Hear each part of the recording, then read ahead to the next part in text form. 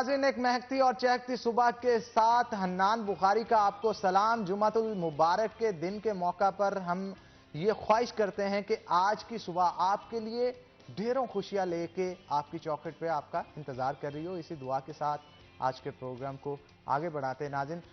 خاص طور پہ فیصل آباد شہر کی بات کی جائے تو دن بدن خاص طور پہ یہاں پہ جتنے بھی کرونا کے پیشنٹس ہیں وہ بڑھتے چلے جا رہے ہیں۔ اب لمحہ فکریہ جو یہاں پہ ہمارے شہر کے اندر وہ یہ ہے، کرونا کے پیشنٹس تو وہ بڑھ رہے ہیں جن کے ٹیسٹ پازیٹیو آ رہے ہیں، لیکن اس کے علاوہ کرونا کے کتنے پیشنٹس ہمارے شہر کے اندر موجود ہیں کسی کو اس چیز کا علم نہیں۔ جہاں تک میں اپنی بات کروں، جتنے بھی جاننے والے دوست احباب اور بہت سارے لوگوں سے یہ سننے میں آ رہا ہے کہ گھر کے اندر کوئی نہ کوئی مریض بخار والا موجود ہے، تو یہ ہو سکتا ہے، یہ پاسبل ہے کہ وہ کرونا کا پیشنٹ ہو۔ یہ بھی کہا جا سکتا ہے کہ وہ موسمی بخار ہے، لیکن جو چیز ذہن میں آتی ہے، جو ستاتی ہے، وہ یہ ہے کہ ہر گھر کے اندر بخار کا پیشنٹ نہیں ہو سکتا۔ اس لیے خاص طور پہ کرونا کے حوالے سے، کیونکہ شہر کے اندر سچویشن خراب ہوتی چلی جا رہی ہے، دن بدن کیسز بڑھ رہے ہیں، لوگ جو ہیں وہ ایس او پیز پہ عمل نہیں کر رہے، اس لیے کرونا کی تعداد جو ہے وہ دن بدن بڑھتی چلی جا رہی ہے۔ اس کے لیے اب ضلعی انتظامیہ جو ہے وہ ایکشن میں آ گئی ہے۔ اب ایکشن میں کس طرح سے آئی کہ ہمارے پاک آرمی کے جوان اور اس کے ساتھ ساتھ ضلعی انتظامیہ، خاص طور پہ ڈی سی محمد علی جو ہیں، ان کی جانب سے کل انیشیٹو لیا گیا اور ایسے شہری جو کہ بنا ماسک کے ٹریولنگ کرتے ہیں ان کے خلاف کارروائی کی گئی، اور کارروائی بڑے احسن اقدام میں کی گئی جس سے ان کو سبق مل سکے۔ چناب چوک کے اندر جو ہے وہ پہرا لگایا گیا، اور وہاں پہ جو شہری گزر رہے تھے موٹر سائیکلوں پہ، ایک تو وہ سنگل سواری نہیں کر رہے تھے، ڈبل سواری کر رہے تھے، اور اس کے ساتھ ساتھ ماسک کا استعمال نہیں کیا جا رہا تھا۔ گاڑیوں کے اندر، رکشوں کے اندر جو لوگ موجود تھے وہ بھی ماسک کو استعمال نہیں کر رہے تھے، جس کی وجہ سے ان کو اتار کے کہا کچھ نہیں گیا، لیکن 1 سے 2 منٹ کے لیے الٹا منہ کر کے دیوار کی طرف ان کو کھڑا کر دیا گیا اور درجنوں شہری کھڑے کیے، جس کے بعد ان کو ایک لائٹ میسیج گیا کہ آپ اپنی جان جوخم میں تو ڈال رہے ہیں، لیکن اس کے ساتھ ساتھ آپ دوسروں کی جان بھی تکلیف میں ڈال رہے ہیں، اپنے گھر والوں کو بھی پریشان کر رہے ہیں۔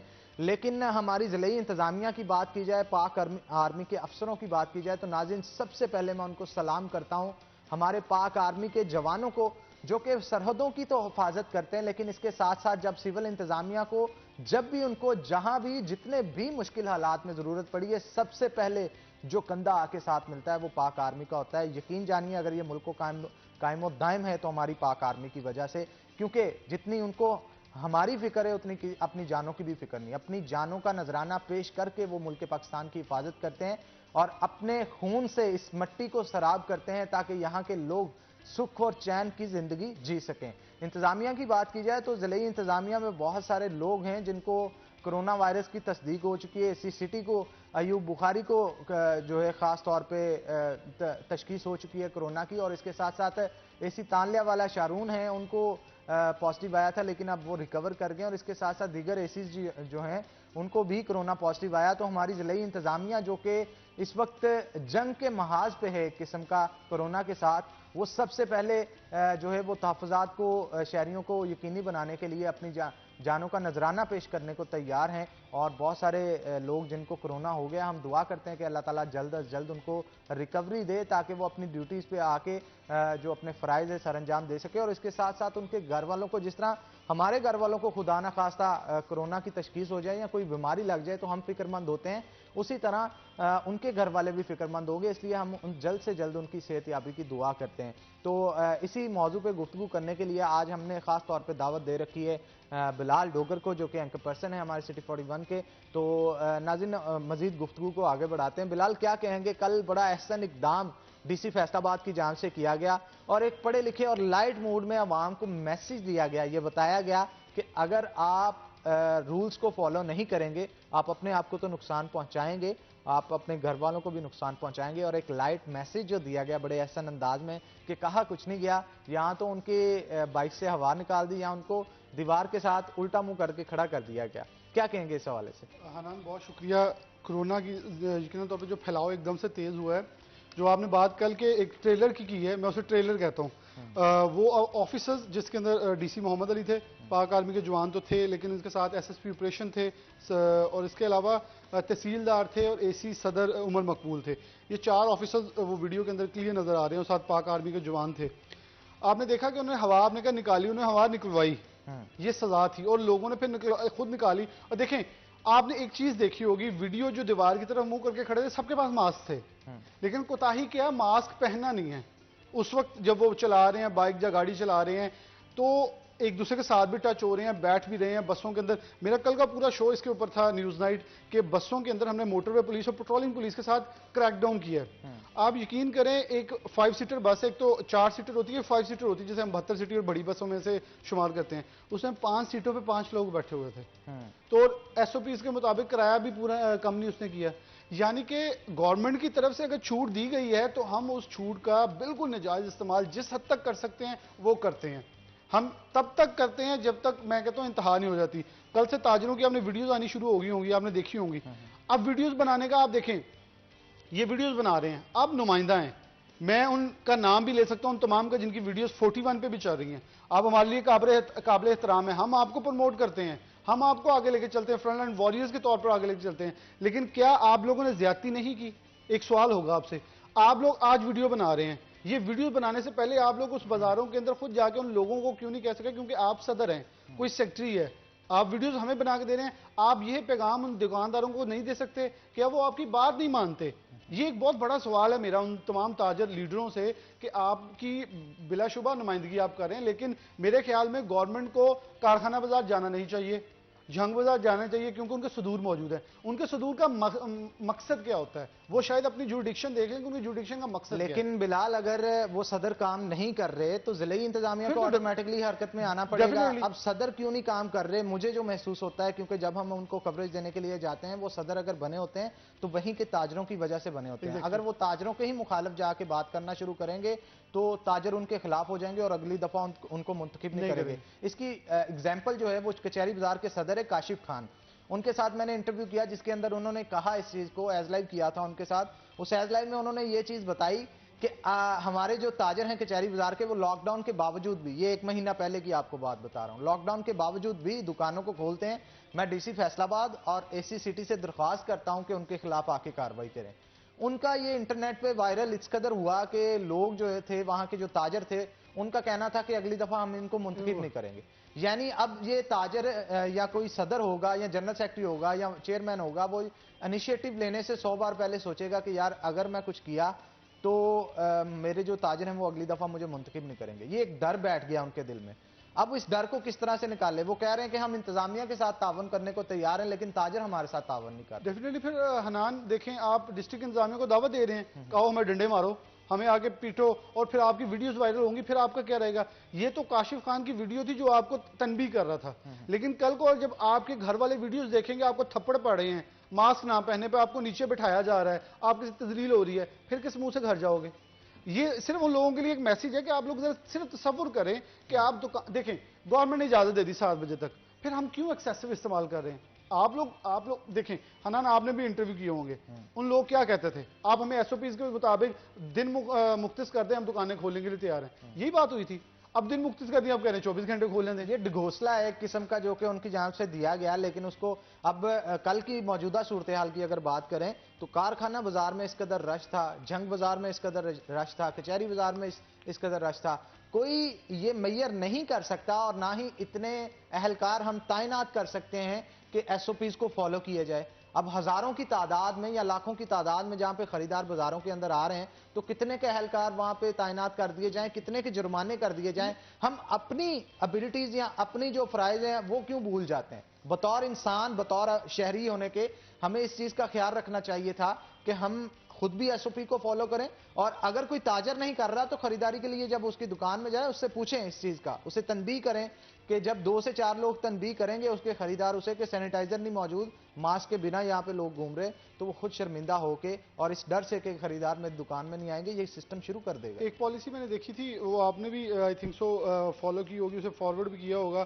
کہ دکاندار اس پالیسی کو عمل درآمد کر لیں کہ نو ماسک نو بائی. ہم آپ کو کچھ چیز بیچیں گے نہیں جب تک آپ ماسک نہیں پہن کے آئیں گے.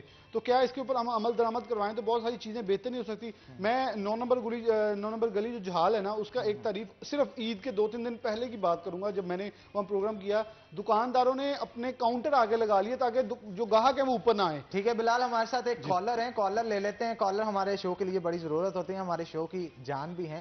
جی السلام علیکم. جی السلام علیکم، کون صاحب بات کر رہے ہیں اور کہاں سے؟ وعلیکم السلام، میں مدینہ ٹاؤن سے بات کر رہا ہوں، فیصل آباد سے۔ جی جی سر سر میرے یہ آپ سے ایک درخواست ہے کہ کم از کم جو ہے نا یہ سینیٹائزر اور یہ فیس ماسک ہے اس کو عام کیا جائے۔ اب آپ نے دیکھا ہوگا کہ جو فیس ماسک کورونا وائرس سے پہلے 5 روپے کا مل رہا تھا وہ 20 کا مل رہا ہے، 30 کا مل رہا ہے، اور وہ فیس ماسک بھی تقریباً جو ہے وہ 1 دن چلتا ہے بس، یا 2 دن چل جائے گا۔ تو کم از کم اس چیزوں کی قیمتیں جو ہے نا وہ کنٹرول کی جائیں۔ اور آپ کو پتہ ہی ہے کہ جس طرح یہ سینیٹائزر شارٹ ہو گیا تھا، پہلے مہینہ پہلے سینیٹائزر مل ہی نہیں رہا تھا۔ اگر اس طرح کی چیزیں نہ ہوتی تو شاید آج ہمارا ملک 6 نمبر پہ نہ ہوتا۔ بالکل آپ ٹھیک کہہ رہے ہیں، بہت شکریہ عمر فاروق آپ کا کال کرنے کے لیے، اور بڑی زبردست بلال ان کی جانب سے بات کی گئی ہے۔ ایک تو جو ماسک ہیں سڑکوں کے اوپر بک رہے ہیں جو کہ کرونا کو روک ہی نہیں سکتے، لیکن لوگ پھر بھی خرید رہے ہیں کیونکہ ان کے اندر اویئرنیس نہیں ہے اور لوگوں نے اس کو کاروبار کا ذریعہ بنا لیا ہے۔ دوسرا ان کا کہنا ہے کہ ہینڈ سینیٹائزر اور ماسک دونوں اویلیبل صحیح اویلیبل نہیں ہے، ویسے تو روڈز کے اوپر بہت سارے لوگ بیچ رہے ہیں۔ اب صحیح نہ ہونا اور اس کے ساتھ ساتھ کوالٹی کو مینٹین کرنا، ان کا کہنا تھا کہ ہینڈ سینیٹائزر شاپ سے غائب ہو گئے، اور جب آئے تو آئے لوکل کمپنیز کے جن کا کوئی چیک اینڈ بیلنس نہیں تھا، اور یہ بھی نہیں پتا تھا کہ وہ اینٹی بیکٹیریل ہے، اینٹی وائرل ہے بھی یا نہیں ہے۔ لوگ پیسے خرچتے تھے اور لے رہے تھے، کوالٹی کو چیک نہیں کیا جا رہا تھا۔ انتظامیہ تو تھی مصروف دوسرے کاموں میں، اس کام پہ اتنا زیادہ زور نہیں دیا گیا جتنا دینا چاہیے۔ ابھی بھی ہم ڈسٹرکٹ انتظامیہ دیکھیں تو میں ان کو اس معاملے پہ کرونا پہ کرٹیسائز نہیں کروں گا، وہ جو کر سکتے ہیں وہ کر رہے ہیں۔ آپ یہ دیکھیں کتنی فلائٹس فیصل آباد میں ابھی تک آئی ہیں، ان کو کرتینہ کیا گیا ہے، ان کو ہاسپٹل لے کے جایا گیا ہے، ان کے ٹیسٹ کیے گئے ہیں۔ آپ کے 3 AC کرونا پازیٹیو پڑے ہیں فیصل آباد ڈسٹرکٹ کے، آپ کے 2 مین ڈاکٹرز پڑے ہیں کرونا جو ہیلتھ آفیسرز ہیں، آپ کے 120 سے زائد ڈاکٹرز جو الائیڈ اور سول کے ہیں وہ پڑے ہیں کرونا پازیٹیو۔ تو ہم کتنی تنقید کریں؟ تنقید وہاں کرتے ہیں جہاں ان کا خلا ہو، لیکن میرے خیال میں ایک دکان والا ہے جو غیر معیاری ماسک بیچ رہا ہے۔ ہمارے ساتھ ایک اور کالر موجود ہیں ایبٹ آباد سے، سجاد جی السلام علیکم۔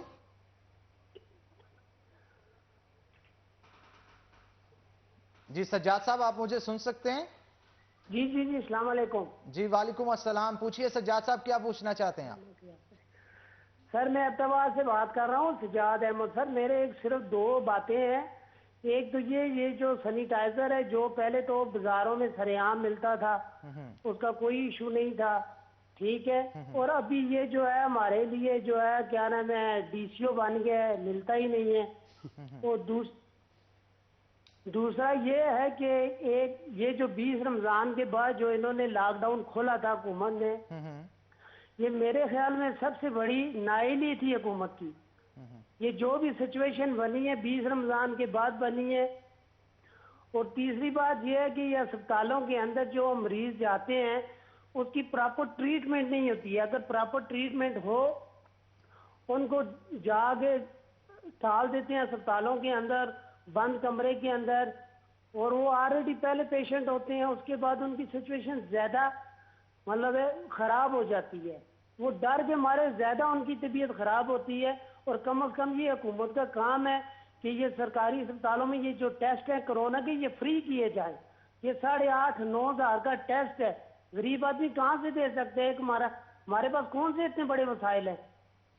جی بہت شکریہ سجاد صاحب آپ کے کال کرنے کا۔ جہاں تک بات رہی آپ کی کہ ہسپتالوں کے اندر کیئر نہیں ٹھیک طریقے سے کی جاتی، تو یہ پوائنٹ آؤٹ ضلعی انتظامیہ کو کرنا تو چاہیے، لیکن بطور شہری ہمیں بھی اس چیز کا خیال رکھنا چاہیے کہ ایمرجنسی کے اندر اگر 5 سے 10 ڈاکٹر موجود ہیں تو وہ 10 ڈاکٹروں نے 10,000 مریضوں کو چیک کرنا ہوتا ہے۔ روزانہ کی بنیاد پہ ہزاروں مریض آ رہے ہوتے ہیں ہاسپٹلز کے اندر، تو انہوں نے ہر مریض کو دیکھتے ان کے سمٹمز دیکھ کے اس حساب سے اسے ٹریٹ کرنا ہوتا ہے۔ اگر آپ کے پیشنٹ کی طبیعت کم خراب ہے تو ان کا دھیان اس پیشنٹ کی طرف زیادہ ہوتا ہے جس کی زیادہ طبیعت خراب ہو، تو ہمیں بھی ان کے ساتھ کمپرومائز کرنا چاہیے، کیونکہ آج کل جو وبا پھوٹی ہے کرونا کی، اس کے ساتھ ساتھ موسمی بخار اور نزلہ زکام کا سسٹم چل پڑا ہے، تو یہ تمام چیزوں کو انہوں نے ڈیل کرنا ہوتا ہے۔ اکتا جاتا ہے بندہ، ایک ہی شخص نے اگر سینکڑوں مریض چیک کرنے ہو تو وہ زیادہ وقت ایک مریض کو نہیں دے سکتا۔ اگر ایک مریض کو زیادہ وقت دیتا ہے تو پیچھے کھڑے 10 لوگوں کا چیک اپ وہ ٹھیک طریقے سے نہیں کر پائے گا۔ اور رہی بات آپ کا کہنا تھا کہ سینیٹائزرز موجود نہیں ہیں، سینیٹائزر ٹھیک طریقے سے پرووائڈ نہیں کیے جا رہے، تو اس پہ انتظامیہ آپ کی جو ایبٹ آباد کے DCO ہیں ان سے ہم درخواست کرتے ہیں کہ وہ اس معاملے کو سنجیدگی سے دیکھیں۔ تاکہ مسئلے کا حل جو ہے وہ کیا جا سکے. لیکن انتظامیہ بھی چاہے وہ کسی بھی شہر کی ہو وہ مکمل طور پہ متحرک ہے کیونکہ گورنمنٹ کی طرف سے جو ہے وہ اعلان کیا جا رہا ہے. اور دوسری ایک اور چیز آپ نے جو بات کی وہ یہ والی کہ گورنمنٹ کی طرف سے لاک ڈاؤن کھول دیا گیا, تو اس کا جواب میں اس چیز کے بعد دوں گا کیونکہ ہمارے ساتھ ایک کالر اور بھی موجود ہیں, ان سے بھی بات کر لیتے ہیں. جی السلام علیکم. السلام علیکم. جی وعلیکم السلام. ملک شفقت بات کر رہا ہوں غلام احمد آباد سے. جی شفقت صاحب کیا پوچھنا چاہتے ہیں؟ میں پوچھنا چاہ رہا ہوں بھائیان بھی یہ سی ٹی او صاحب کو بھی چاہیے کہ فیصلہ آباد کے چلان نقد کر دیا کریں. ایک تو رش کی بہت زیادہ بڑھ رہی ہے, تو وہ بات ہے بھی ماسک نہیں ہوتے بندوں کے پاس, باہر بینک کے لائن میں لگے ہوتے ہیں, اندر وہ جب جاتے ہیں تو ڈبوں میں ڈال دیتے ہیں. تو کائنڈلی میرا یہ آپ سے ریکویسٹ ہے بھی سی ٹی او صاحب سے آپ بولیں بھی چلان کم از کم نقد کر دیں, اس سے کورونا کے اپنا بڑھاؤ میں کچھ کمی آ سکتی ہے. ملک شفقت صاحب بہت شکریہ آپ کے کال کرنے کا, اور بڑا ہی ویلڈ پوائنٹ ہے جو کہ آپ کی طرف سے اٹھایا گیا بلال. یہ ایک اچھا سجاؤ ہے ہماری جو سٹیوں فیصل آباد کے ان کے لیے, اور اس کے ساتھ ساتھ جو ٹریفک وارڈنز ہیں ان کے لیے. ایک تو شہر کے اندر جو ٹریفک کے معاملات ہیں بلال وہ تو سب کو پتہ ہے بہتر نہیں ہے, اور ٹریفک وارڈنز بھی ڈیوٹیاں سر انجام دے رہے ہیں, ہم ان کو سلیوٹ پیش کرتے ہیں, لیکن جس طرح سے دینی چاہیے موجودہ صورتحال کے اندر ویسے ٹریفک وارڈنز کی جو کارکردگی ہے وہ تسلی بخش نہیں ہے. اور سٹی آف فیصل آباد کے خلاف پچھلے دنوں لوگوں نے احتجاج بھی کیا تھا اور دکھایا بھی تھا کہ گھنٹہ گھر کے 8 بازاروں کے اندر بھی معاملات اچھے نہیں ہیں, اور ایک دو تاجروں نے تو یہ بھی کہا تھا, بیان بھی اس چیز کے حوالے سے دیا تھا کہ ہم نے سٹی آف فیصل آباد سے جو ہے وہ میٹنگ کی, تو میٹنگ کے دوران انہوں نے ہماری کوئی بات نہیں سنی. سٹی آف فیصل آباد کے خلاف شکایت کے انبار تاجروں کی جانب سے بھی نظر آتے ہیں, شہریوں کی جانب سے بھی نظر آ رہے ہیں. اسی حوالے سے گفتگو کریں گے, لیکن بلال بریک کا وقت ہو گیا ہے, اس لیے بریک پہلے ہم لے لیتے ہیں. تو ناظرین کہیں مت جائیے گا, یہ چٹپٹی باتیں اور انفارمیٹو باتیں جو ہے اس کا سیشن جاری و ساری رہے گا, کہیں مت جائیے گا, ہمارے ساتھ رہے گا.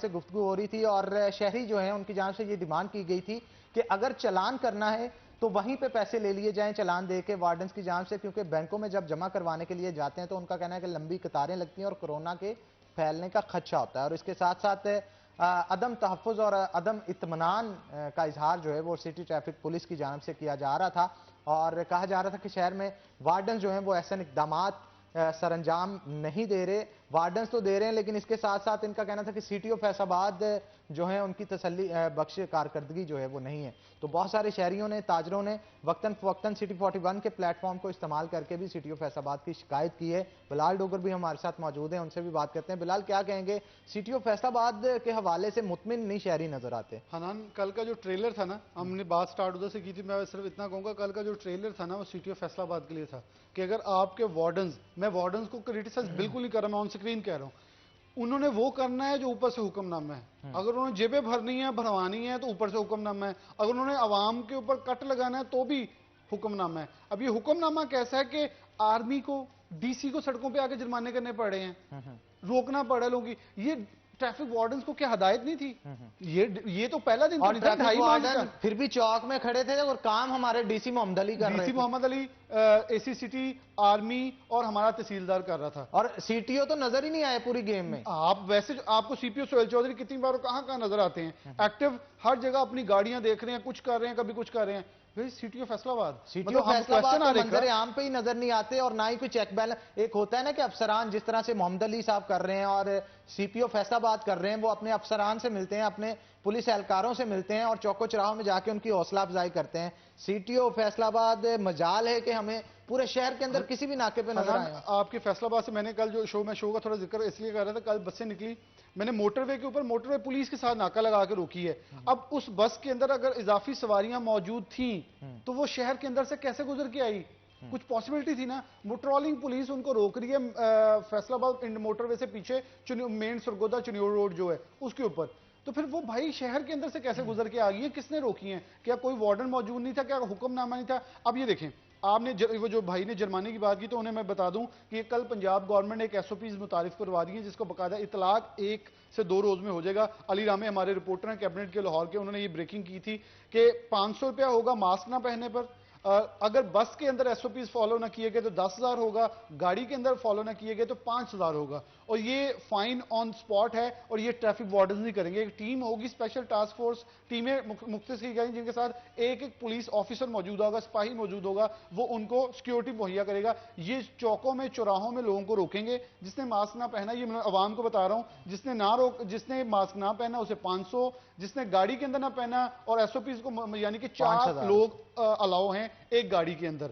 جو آپ کو اگر نہیں SOPs فالو کریں گے تو جو سٹنگ کیپیسٹی ہوتی ہے تو آپ کو اس کے مطابق 5,000 فائن ہوگا. اگر بس کے اندر نہیں کیا گیا تو 10,000, اور اس سے بھی اضافی آن سپاٹ اگر آپ متعدد SOPs کو ڈس فالو کر رہے ہوں گے تو اس کے مطابق جرمانے کیے جائیں گے. دا کوشچن از بلال کہ اگر ہماری پولیس جو ہے, پولیس انتظامیہ ناکے لگا کے اپنے سر انجام ڈیوٹیز دیتی ہے, شہر کی ٹریفک کے اہم شاہراہوں پہ ٹریفک سگنل چلا رہے ہیں, اور رہی بات ہماری ضلعی انتظامیہ کی تو چیک اینڈ بیلنس ہر قسم کا سسٹم انہوں نے رکھا ہے. آخرکار ہماری جو وارڈن پولیس ہے یا CTO صاحب کس طرح کے احکامات ان کو جاری کر رہے ہیں, وہ کر کیا رہے ہیں شہر کے اندر؟ اکثر اوقات اب یہ بھی دیکھنے کو ملا ہے کہ 4-5 دن سے 6-6, 7-7 اہلکار ایک ہی چوک میں موجود ہوتے ہیں. ٹریفک سگنل کیسے چل رہے ہیں کیسے نہیں چل رہے, جب کوئی آتا ہے تو اسے جرمانے کے لیے سائڈ پہ کر لیا جاتا ہے, لیکن ڈیوٹیز صحیح طریقے سے نہیں دی جاتی. آپ کو یاد ہوگا, آپ نے بھی ایک پروگرام کیا سٹی آف فیصل آباد کے ساتھ, میں نے بھی آن روڈ کے اوپر ہیلمٹ اگاہی پروگرام, آپ نے کہا ایمرجنسی نافذ کر دی جائے گی جے روڈ کے اوپر. ہم نے پروگرام کیے اور آپ کو سپورٹ کیا کہ ایک اچھا کاز ہے, لیکن وہ کہاں گیا کاز؟ آپ کے پہلے دن سے وہ کاز بعد میں فالو نہیں کیا. کہ لوگ ہمیں پوچھتے ہیں جی آپ تو اس CTO کو پروموٹ کر رہے تھے, یہ تو کچھ بھی نہیں کرے. کیا صرف ڈیوٹی پہ مامور ہوتے, تعینات ہوتے, پہلے ایک ہفتہ آپ نے کارکردگی کر کے دکھانی ہے, یہ 1 ماہ کے اندر اچھی رپورٹ دکھانی ہے, اس کے بعد آپ اپنے عہدے سے ہی غائب ہو جائیں کہ میں نے کوئی ڈیوٹی سر انجام دینی ہے یا بلال نہیں. ہمارے ساتھ ایک کالر موجود ہیں, کالر لے لیتے ہیں. جی السلام علیکم.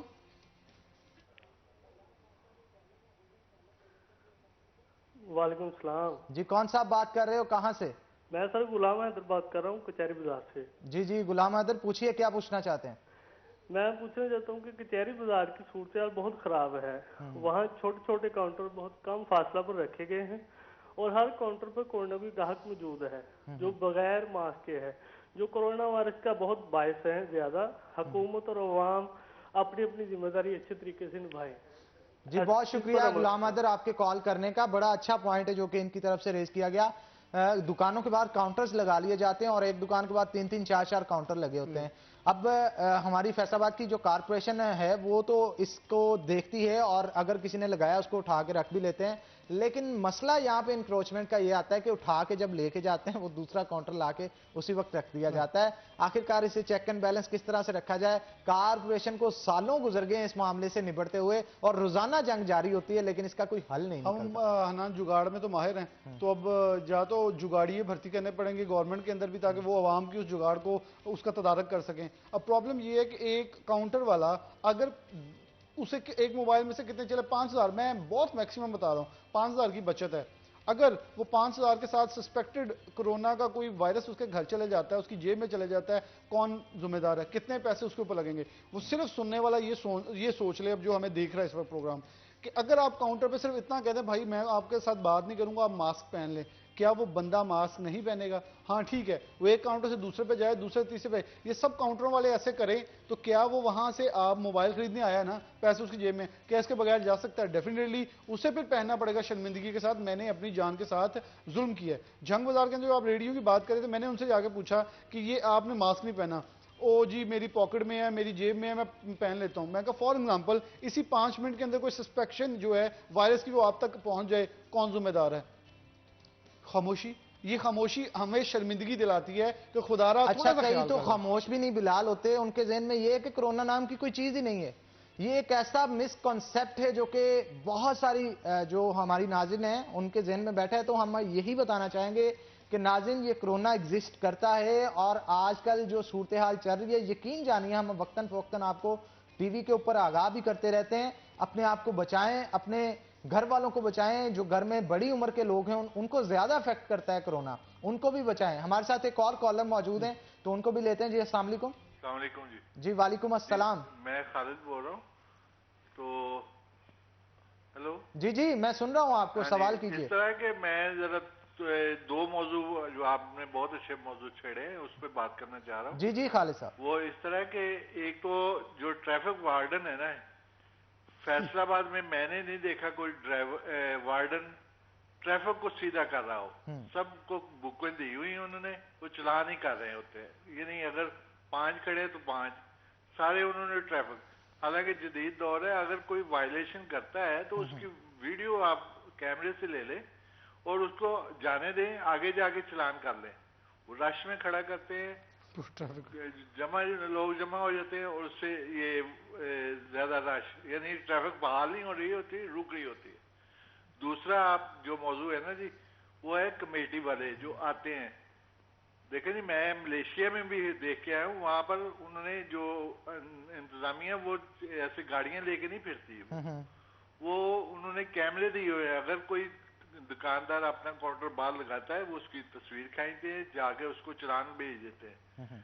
ना पेट्रोल लगता है ना चलान, कोई चीज नहीं होती, लेकिन ये कि वो मुनज़्ज़म हो गए हुए हैं मलेशिया वाले, इसीलिए कि उनके पास कैमरे हैं, इंतजामिया फिर रही होती है, वार्डन फिर रहे होते हैं, जो वायलेंस करता है उसकी तस्वीर लेते हैं और फिर वो भेज देते हैं, उनको चलान आ जाता है घर पे, उसकी दुकान पे आ जाता है। देखे दुकानों के ऊपर नाम भी लिखे होते हैं, चलान आप करें, उसको आप भेज दें और जुर्माना आ जाएगा। पहले इसका चलान थोड़ा सा कम कर दें, यानी फर्ज करें अगर पहला चलान 500 रुपया होगा, दुकानदार जिसने आगे बढ़ाया हुआ है, तो उसको 1 हफ्ते की वार्निंग दे देंगे, ये पहला चलान 500 का, उसके बाद आप 1000 रुपया कर दें, 2000 कर दें, इंशाल्लाह 1 हफ्ता 10 दिन बाद ये कोई बंदा दुकान के बाहर नहीं खड़ा होगा। ये मेरा यानी एक एक्सपीरियंस है, ये आप इस तरह कर सकते हैं। जी, thank you very much Khalid साहब आपके कॉल करने का, बड़ी अच्छी गुफ्तगू रही आपके साथ और अच्छी सजेशन थी जो कि आपकी जान से दी गई, लेकिन इसके लिए पूरा एक सिस्टम चेंज करना पड़ेगा कारपोरेशन को और एक एसओपी नया डेवलप करना पड़ेगा और मौजूदा सूरत हाल के अंदर अगर उनसे नहीं निपटा जा रहा तो ये भी नामुमकिन सा नजर आता है। लेकिन फिर भी हम इंतजामिया से इस चीज की अपील करेंगे कि आपकी बात जो है उसे मलहूज़े खातर रखते हुए इस सिस्टम को मुतारफ करवाने की कोशिश की जाए। रही बात ट्रैफिक वार्डन्स की और सिटी ऑफ फैसलाबाद की, बिलाल बहुत शिकायत हैं, शिकायत के अंबार लगे हैं शहरियों की जानिब से सिटी ऑफ फैसलाबाद के लिए।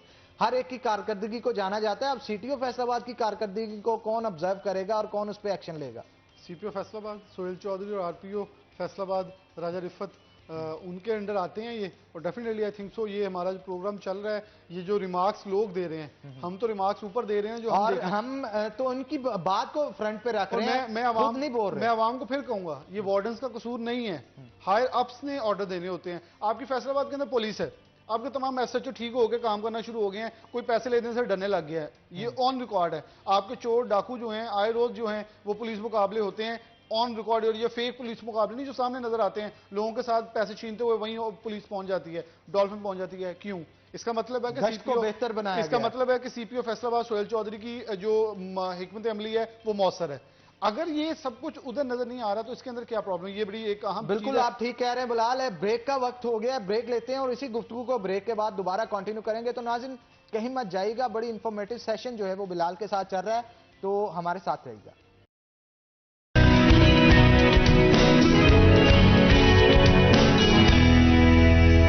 के हवाले से गुफ्तगू की जा रही थी और शहर में जो ट्रैफिक के इंतजामात है उनके ऊपर गुफ्तगू की जा रही थी। बिलाल हमारे साथ मौजूद थे, मजीद गुफ्तगू उन्हीं के साथ करते हैं। बिलाल क्या कहेंगे आप कि ट्रैफिक वार्डन्स जो हैं उनको अहकामात जो जारी किए जाते हैं उसके मुताबिक शहर के अंदर कार्रवाइयां की जाती है, उसके मुताबिक नाके लगाए जाते हैं, उसके मुताबिक ट्रैफिक को कंट्रोल किया जाता है। आप क्या समझते हैं कि हमारा तीसरा बड़ा शहर है पाकिस्तान का और दिन ब दिन ट्रैफिक बढ़ती चली जा रही है। अब यहाँ पे मैं एक और चीज पिन पॉइंट करना चाहूंगा जिससे शहरियों को इससे भी ज्यादा शिकायत है ट्रैफिक वार्डन से। अब वो शहर का एक जगह है और वहां से रोजाना आपका भी गुजर होता है, वो है कश्मीर पुल अंडरपास। वही बात अभी कश्मीर का अंडरपास जो कश्मीर पुल अंडरपास कंस्ट्रक्शन में है, वहां पे इस कदर ज्यादा लंबी कतारें गाड़ियों की रहती है, लेकिन ट्रैफिक वार्डन वहां पे नजर ही नहीं आते और घंटों, यानी एक छोटा सा कट है, छोटा सा रास्ता है, उस रास्ते से लोग आधा घंटा ब्लॉक रहते हैं। अच्छा हनान भाई, एक चीज सिर्फ कहूंगा कि 1.5 साल 2 साल हो गए उसे अंडर कंस्ट्रक्शन, क्या 1.5-2 साल में ट्रैफिक प्लान बना ही कोई नहीं उधर का? ये एक क्वेश्चन मार्क है बहुत बड़ा। 1.5-2 साल में एक कश्मीर पुल का ट्रैफिक प्लान नहीं बन सका।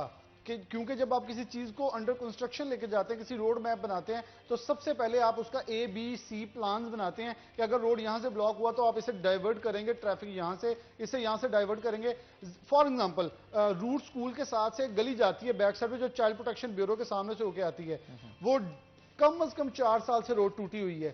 اگر یہ ان کے اندر تھوڑی سی بھی عقل شعور ہوتا, اس روڈ کو تھوڑا کنسٹرکٹ کر کے اسے ہم بی پلان کے اندر شامل کر سکتے تھے. کیونکہ میں ادھر کا رہنے والا ہوں, پھر ادھر سے دمبڑ ہاؤس کے سامنے سے ایک روڈ نکلتی ہے. یہ 2-3 ایک ایسی روڈز ہیں جن کو آپ الٹرنیٹ روٹ کے یوز کر سکتے تھے. نہیں تو 204 چک کے اندر سے آپ کشمیر پور پر دوبارہ لے کے آ سکتے تھے, جو کہ ایڈن ویلی کے سامنے سے روڈ آتی ہے. یہ وہ روڈ جن کو کنسٹرکٹ کرنا تھا وہ آگے سے بھی بدتر حالت میں, وہ آگے سے بدتر. اور کل یہ گزشتہ دن کی بات ہے جب بارش ہوئی ہے, کتنے گھنٹے ٹریفک بلاک رہی ہے؟ 6 سے 7 گھنٹے کشمیر پر بلاک رہا ہے. اور یہ میں ابھی کم بتا رہا ہوں کیونکہ جو میں نے آبزرو کیا ہوں 6 سے 7 گھنٹے تھے, یہ اس سے زیادہ بلاک رہا ہے. میں خود آلموسٹ بھٹا سٹاپ سے ہو کے 204 کے پیچھے سے آیا ہوں اپنے ایڈن ویلی کے پاس سے. مطلب آپ اس ایریے سے بھی گزرنا تھا تو ہمیں آدھا گھنٹہ لگ رہا تھا. تو جو کشمیر پول کے اوپر پھنسے ہوں گے لوگ تو وہاں کیا ہوگی. اور اگر کسی کو CTO صاحب کو کوئی ابہام ہوگا اس بارے میں تو میں آپ کو صبح کل جب صبح آفس آؤں گا تو میں آ کے ویڈیو دے دوں گا آپ کو بنا کے کہ آپ کے وارڈن صبح وہاں کیا کر رہے ہوتے ہیں. اور روزانہ کی بنیاد میرا روز کا, میں یہ کہہ رہا ہوں, میرا روز کا گزر ہے 9 بجے, 8:30 سے 9 بجے میرا روز کا گزر ہے. اگر کسی کو ابہام ہے تو میں وہاں سے ویڈیو بنا کے دے سکتا ہوں کہ آپ کے وارڈن حضرات کیا کر رہے ہوتے ہیں. ہاں, ٹریفک کی روانی نہیں کرتے, اسے حائل ضرور کرتے. جیسے کہ خالد صاحب نے کہا کہ ایک گاڑی روکتے ہیں اور پھر اس کے اوپر جب روکتے ہیں تو پیچھے گاڑیاں لگ جاتی قطاریں, بڑے ڈالے آ رہے ہیں, مزدے آ رہے ہیں, انہیں روک رہے ہیں. سب سے پہلے کوشچن ہے کہ پوری دنیا کے اندر اگر کوئی قانون کو فالو نہیں کرتا آپ اسے روکتے ہیں. ایک ڈالا خالی یا ایک بس خالی آ رہی ہے جس نے کوئی بھی قانون کو انفالو نہیں کیا, اس کو روک کے اس کے کاغذ کیوں چیک کیے جاتے ہیں؟ ایک سب سے بنیادی سوال ہے. اگر آپ یہ کہتے ہیں اور اگر یہ آپ نے سوال کر لیا جہاں پہ جرمانہ ہونا ہے وہاں پہ ساتھ آپ کی گاڑی بھی بند ہونی ہے. دیکھیں نا, یہ آپ اس ملک کے اندر یہ جمہوریت ہے, جمہوریت کے حسن کے اندر آپ سوال نہیں پوچھ سکتے. یہ سب سے بڑا ہمارے اوپر ظلم ہے. یہ ٹریفک پولیس ہے, یہ پولیس نہیں ہے ہماری پولیس سن لیتی ہے, ہماری ٹریفک پولیس نہیں آج کل سن رہی. یہ میں پھر وارڈنز کے اوپر کہوں گا کہ آپ کے اوپر یہ نہیں ہے, کیونکہ یہ میں CTO صاحب کو کہہ رہا ہوں, سردار آصف صاحب, خدا را بھی شہر میں پہلے 2-3 بار وارڈنز کو بلال کہتے بھی نہیں کیونکہ دھوپ کے اندر کھڑے ہو کے وہ اپنی ڈیوٹیاں سر انجام دے رہے ہوتے ہیں. لیکن مسئلہ یہ ہوتا ہے کہ جو احکامات ہوتے ہیں وہ ان کو ماننا پڑتا ہے, ان کو افسر کی طرف سے. ہمارے ساتھ ایک کالر بھی موجود ہے, ان کو بھی لے لیتے ہیں. جی السلام علیکم. وعلیکم السلام. جی کون صاحبہ بات کر رہے ہیں, کہاں سے؟ بہت شکر گزار ہوں کہ آپ ہماری بات سنتے ہیں اور جو متعلقہ احکام ہے ان تک پہنچاتے ہیں. تو سب سے پہلے میں نے یہ بات کرنی ہے کہ ہمارے فیصل آباد میں ڈاکٹرز کے پاس نا جو سامان ہے کرونا کے لیے وہ بہت کم ہے. تو آپ مہربانی کر کے جو تاجر حضرات ہیں جو PP کٹس تیار کر سکتے ہیں, یہ اللہ کے فضل سے یہ میٹیریل ہمارے پاس بہت زیادہ ہے اور یہاں پہ ہزاروں لاکھوں کی تعداد میں اس سے شاپنگ بیگ بنتے ہیں. تو آپ ان سے درخواست کریں, ان سے ریکویسٹ کریں کہ وہ اپنے مقامی سطح پر تیار کر کے ڈاکٹرز کو دیں PP کٹس. اور دوسرا یہ کہ ایک تاجر آپ کے چینل پر ہی یہ کہہ رہے تھے کہ اگر ہمیں حکومت اجازت دے تو ہم اس کو ایکسپورٹ کریں. تو مہربانی کریں, ایکسپورٹ کرنے کے لیے بڑی زندگی پڑی ہے, اللہ تعالیٰ زندگی کرے سب کو محفوظ رکھے. تو ابھی ہمیں خود بہت اشد ضرورت ہے اس چیز کی کہ ہمارے اپنے ڈاکٹرز, نرسز, پیرامیڈکس کو یہ چیزیں فراہم کی جائیں, خود تیار کر کے مقامی سطح پر دیں. اور دوسرا یہ کہ جو استعمال شدہ ماسک لوگ اسی طرح سے پھینک دیتے ہیں گلیوں بازاروں میں, وہ آپ ان کو بتائیں کہ مہربانی کر کے وہ اسی شاپر میں ڈال کے اس کو کوڑے میں پھینکیں تاکہ اس کو کسی اور بندے کا, صحت مند بندے کا ہاتھ نہ ٹچ ہو. اور تیسری بات یہ کہ جو ہمارے خاک روب ہیں, جو صفائی کرنے والے لوگ ہیں, یہ گلیوں سے کوڑا کرکٹ اکٹھا کرتے ہیں اور ایک جگہ پہ رکھ کے اس کو آگ لگا دیتے ہیں. تو آپ مہربانی کر کے یہ بھی لوگ ان لوگوں کو کہیں اور متعلقہ محکمے سے کہیں کہ ان کو سختی سے منع کریں کہ کوڑے کو آگ نہ لگائیں. ویسے ہی فضا ہماری اتنی خراب ہے اور ویسے بھی بیماریاں چل رہی ہیں طرح طرح کی, تو وہ کوڑے سے جو آگ سے دھواں نکلتا ہے اس سے سانس کے مریض اور کئی قسم کے لوگ جو ہیں نا وہ بیچارے افیکٹ ہوتے ہیں, ان کو پریشانی ہوتی ہے سانس لینے میں. یہ آپ مہربانی کر کے یہ پوائنٹ آؤٹ کریں اپنے اس پروگرام کے ذریعے. بہت شکریہ مسز طارق آپ کا فون کرنے کے لیے, اور بڑے اچھے سجھاؤ تھے جو کہ آپ کی طرف سے دیے گئے. پہلے میں ایک چیز آپ کو کلیئر کر دوں کہ جو آپ کا کہنا تھا کہ ڈاکٹرز کو PP کٹس نہیں دی جا رہی تاجروں کی جانب سے, تو یقین جانیے ہم ان کو تاجروں کو کور کرتے ہیں اور سینکڑوں نہیں بلکہ ہزاروں کٹس اب تک تاجروں کی جانب سے دی گئی ہیں.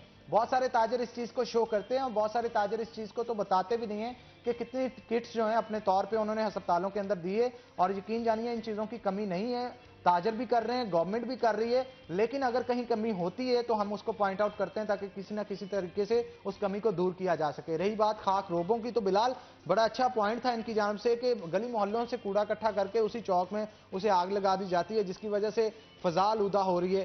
اب اس چیز کا چیک اینڈ بیلنس رکھنے کے لیے خاص طور پہ تو بلدیات تھے، کیونکہ سینٹری ورکر سارے چیئرمینز کے انڈر آتے تھے، بلدیات کو ہی ختم کر دیا گیا، تو ان پہ چیک اینڈ بیلنس کون رکھے گا؟ کاشف رضا عوان جو C E O F W M C, میں ان کی کارکردگی سے مطمئن اس لیے ہوں کہ کافی حد تک فیصل آباد کے اندر صفائی کی صورتحال دیکھے تو انہوں نے ممکن بنائی ہے، اور کافی حد تک وہ متحرک نظر آئے ہیں، کیونکہ ایک آفیسر ہیں جو کہ باقاعدہ ایک مقابلے کا امتحان پاس کر کے سیٹ پہ آگے برجمان ہوئے ہیں، تو انہوں نے کافی اچھے طریقے سے اپنا کام کیا ہے۔ پرابلم اب کہاں کریٹ ہو رہی ہے؟ پرابلم صرف اور صرف یہاں کریٹ ہو رہی ہے کہ اگر وہاں کوئی ایشو آ رہا ہے تو وہ خاک روب جو اس مقامی خاک روب ہے، ہم اس میں تھوڑا سا جیسے وہ ایک بھائی پہلے بتاتے ہیں موبائل کیمرہ یا کیمرے کا استعمال، ہم تھوڑا سا اسے ایکٹیو ہو جائیں، ہم ویڈیو بنا کے ایف ڈبلیو ایم سی کی ویب سائٹ پہ دے دیں، ہم انہیں میسیج کریں، ان کا پرسنل جو آفیشیل پیجز موجود ہیں آپ ادھر کریں، ان کے ترجمان ہیں مطیب ورک، وہ کافی متحرک ہے اس حوالے سے کیونکہ وہ جرنلزم میں خود تجربہ رکھتے ہیں، تو آپ انہیں واٹس ایپ کریں گے یا فیس بک پہ کریں گے تو وہ انہیں باقاعدہ طور پہ واچ کرتے ہیں، جب اسے دیکھیں گے تو آپ کی شکایت کا ازالہ بھی ہوگا، اس خاک روب کی سرزنش بھی کی جائے گی، اسے منع بھی کیا جائے گا، ڈیفینیٹلی۔ لیکن بات یہ ہے بلال، جب خاک روبوں کو کنٹینرز ہی مہیا نہیں کیے جائیں گے یا کوڑا ڈالنے والے باکسز ہی نہیں مہیا کیے جائیں گے تو وہ اس کوڑے کو اکٹھا تو کر لیں گے، لے کے کہاں جائیں گے؟ جب ان کی دہائی سنتے ہیں تو یوں محسوس ہوتا ہے وہ ٹھیک کہہ رہے ہیں، ٹھیک ہے نا؟ انتظامات تو مکمل ایک چین بنانی چاہیے نا، چین کے تحت چلیں۔ یہ حنان پھر وہ میں اپنے تمام آج پھر ممبران اسمبلی کو کہوں گا کہ کل آپ کی ایک مہربانی ہے کہ بہت سارے سینکڑوں جو ایف ڈبلیو ایم سی کے ورکر نکالے گئے تھے جو کہ ڈیلی ویجز کے تھے، وہ آپ نے بچا لیے، فیض اللہ کموکا اور باقی ممبران اسمبلی نے مداخلت کرتے ہوئے، لیکن اور یہ وعدہ کیا کہ فنڈز بحال کر دیں گے۔ سب سے بڑا پرابلم فنڈز، یہ ادارے آپ نے بنا دیے، ایف ڈبلیو ایم سی بنا دیا، واسا بنا دیا، پی ایچ اے بنا دیا، لیکن فنڈز کی قلت ہے، وہ فنڈز کہاں سے لے کے آئیں گے؟ انہیں فنڈز جنریٹ کہاں سے کرنے ہیں؟ ایف ڈی او بھی جس کے اندر شامل ہے، یہ انڈیپینڈنٹ ادارے ہیں، انہوں نے اپنا کام کرنا ہے، لیکن ڈیفینیٹلی جب انہیں پیسے نہیں ملیں گے تو پھر یہ آگے کیسے سروائیو کر سکیں گے؟ اب سب سے بڑا پرابلم ان کی سروائیول کا ہے، جو ان کے سی ای او ہیں وہ کافی بار اس حوالے سے اپنی خدشات کا اظہار بھی کر چکے ہیں کہ ہمارے پاس جگہ نہیں ہے، کوڑا رکھنے کی جگہ نہیں ہے، ہمارے پاس سامان نہیں ہے، ہمارے پاس کنٹینر ٹھیک کروانے کے پیسے نہیں ہیں، تو ایم این اے حضرات نے وعدہ کیا ہے، امید رکھتے ہیں اس وعدے کو جو ہے وہ پائے تکمیل تک پہنچا دیا جائے، چاہے کوئی تو فیصل آباد کا وعدہ پورا ہو جائے۔ لیکن نیا فیصل آباد جو ہے وہ پرانے فیصل آباد سے بھی پرانا ہوتا چلا جا رہا ہے، جو پیچز سڑکوں کے اوپر لگنے ہیں، ٹوٹ پھوٹ کا شکار ہے، یہ تمام چیزیں جو ہیں وہ ایم پی ایم این اے کی ترجیحی لسٹ میں شامل نہیں ہوتے۔ تو ایک بریک لیں گے ناظرین، بریک کے بعد دوبارہ حاضر ہوتے ہیں، کہیں مت جائیے گا، ہمارے ساتھ رہیے گا۔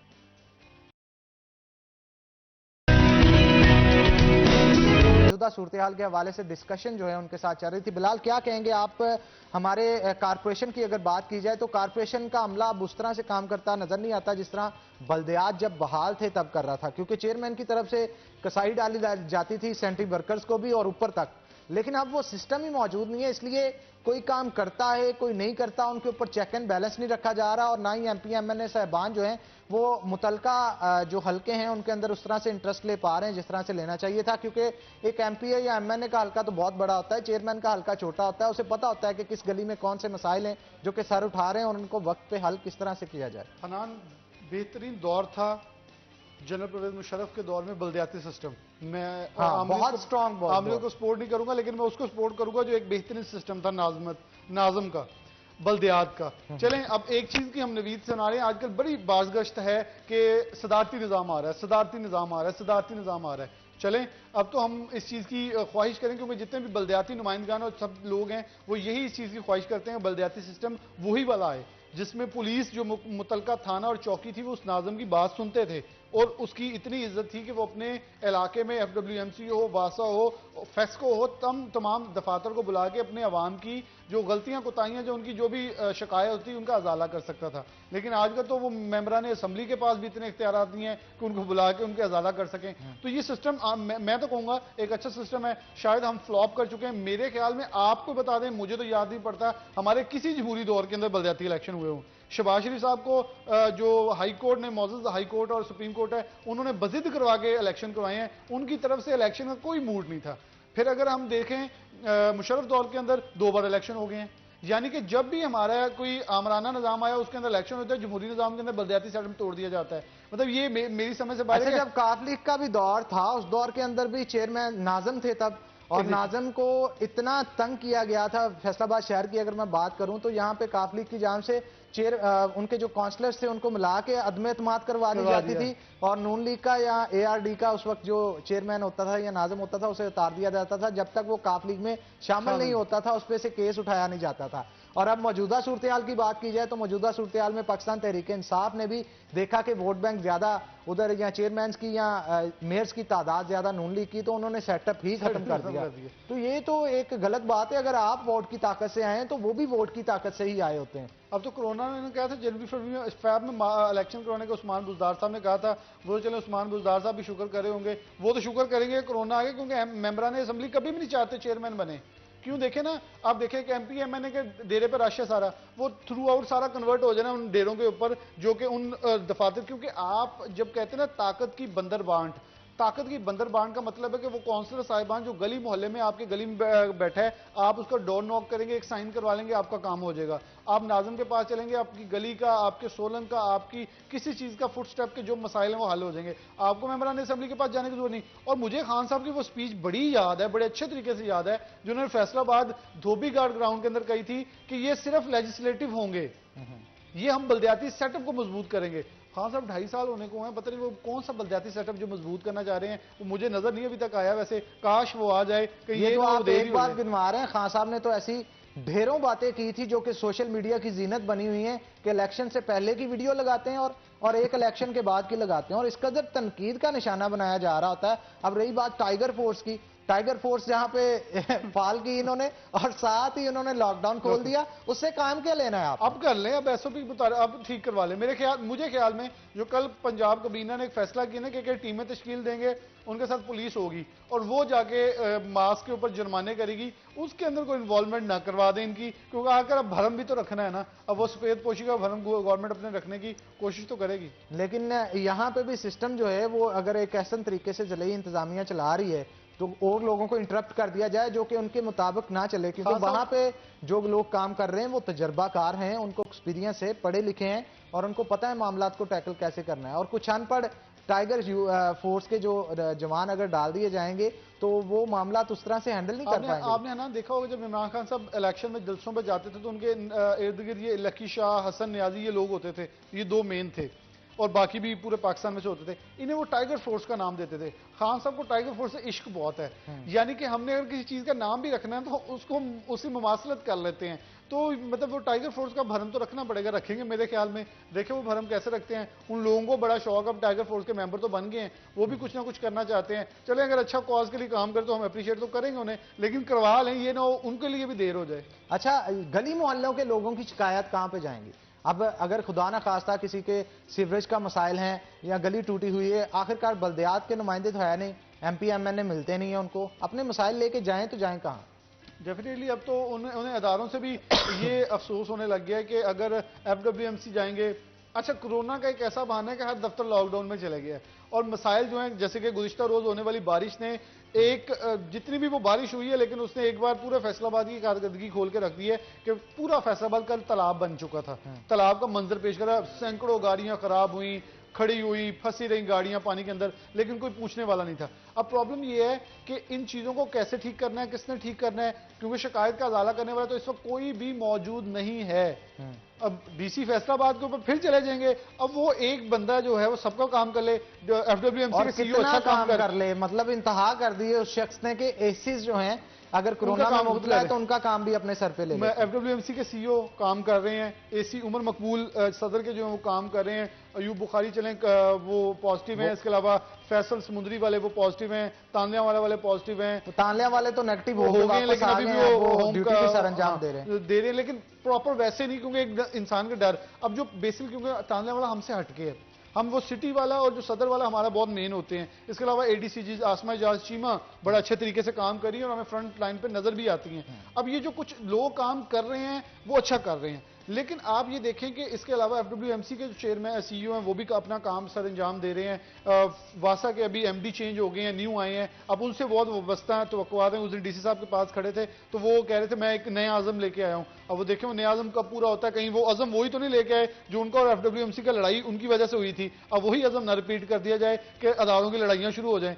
تو امید کرتے ہیں کہ اچھی کام کیا جائے گا. بہت سارے ممبران اسمبلی فیصل آباد کے اچھے تھے, جس میں چودھری لطیف نظر گجر تھے, جس میں شکیل شاہد بہترین کام کر رہے ہیں, عوام کے ساتھ گھل مل کے کام کر رہے ہیں. میں کہہ رہا ہوں کچھ بہت سارے جس میں ملک عمر فاروق تھے, لیکن آج کل مجھے وہ بھی کچھ فردوس رائے تھی, یہ نظر نہیں آ رہے. میں ان سے کہوں گا آپ بھی متحرک ہو جائیں اور یہ اداروں کا ہاتھ بن جائیں. ٹھیک ہے سب کی جانیں عزیز ہیں, ہماری بھی عزیز ہیں ہم بھی, لیکن لوگوں کے ازالے کے لیے, شکایت کے لیے گلیوں کے اندر ہیں, بازاروں پہ, چوراہوں پہ کھڑے ہوتے ہیں, ان سے بات کرتے ہیں تاکہ انہیں سمجھاتے ہیں کہ خدا رہا یہ گورنمنٹ آپ کے لیے, آپ کو پروموٹ کر رہی ہے, آپ بھی ان کا ساتھ دیں. اچھا بلال, یہ بھی بڑا اچھا ایک کالر کی طرف سے سوال اٹھایا گیا تھا کہ ماسک جو استعمال کرتے ہیں وہ کر کے پھینک دیا جاتا ہے, تو اسے پھینکنے کی بجائے جو آپ کو ایک مناسب طریقے سے اسے پیک کر کے ڈسکارڈ کرنا چاہیے تاکہ دوسرے لوگ اس سے انفیکٹ نہ ہو سکیں.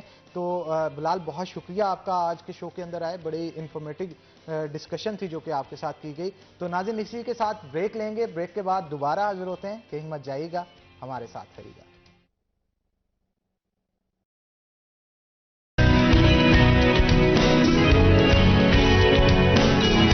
اور اس مبارک دن پہ ہم بہت ساری دعائیں مانگتے ہیں کہ اللہ تعالیٰ ہمارے فیصل آباد کے, ہمارے پنجاب کے, ملک پاکستان اور دنیا بھر سے کرونا وائرس سے نجات دے, اور جتنے بھی مسلمان بھائی ہیں اور جتنے بھی انسانیت ہے اس دکھ میں مبتلا ہے کہ اس کرونا کی وجہ سے مکمل طور پہ جہاں پہ لاک ڈاؤن چل رہا ہے, کاروباری حالات خراب ہیں, اس سے زیادہ صحت کے معاملات جو ہیں وہ خراب ہے, کیونکہ جان ہے تو جہان ہے یہ کہا جاتا ہے. اس لیے اگر آپ کی جان ہے تو آپ معاشی حالات کو بہتر کر سکتے ہیں, لیکن اگر آپ کی جان ہی موجود نہیں ہے تو آپ کچھ بھی بہتر نہیں کر سکتے. تو اللہ کو پیارے ہونے سے پہلے ہیں کہ یہ کہا جاتا ہے کہ اللہ کو دین کی طرف سے اگر آپ پیارے ہو جائیں تو وہ زیادہ بہتر ہے. اگر آپ اللہ تعالیٰ کی خوشنودی حاصل کریں گے تو یقین جانیے یہ وبا تو کیا دنیا بھر کی طاقتیں بھی آپ کے پیچھے لگ جائیں تو آپ کا کچھ نہیں بگاڑ سکتی. اس لیے ہمیں اس مبارک دن میں دعا کرنی چاہیے کہ ہم اللہ تعالیٰ اور نبی کریم صلی اللہ علیہ وآلہ وسلم کے بتائے ہوئے رستے پہ چلیں.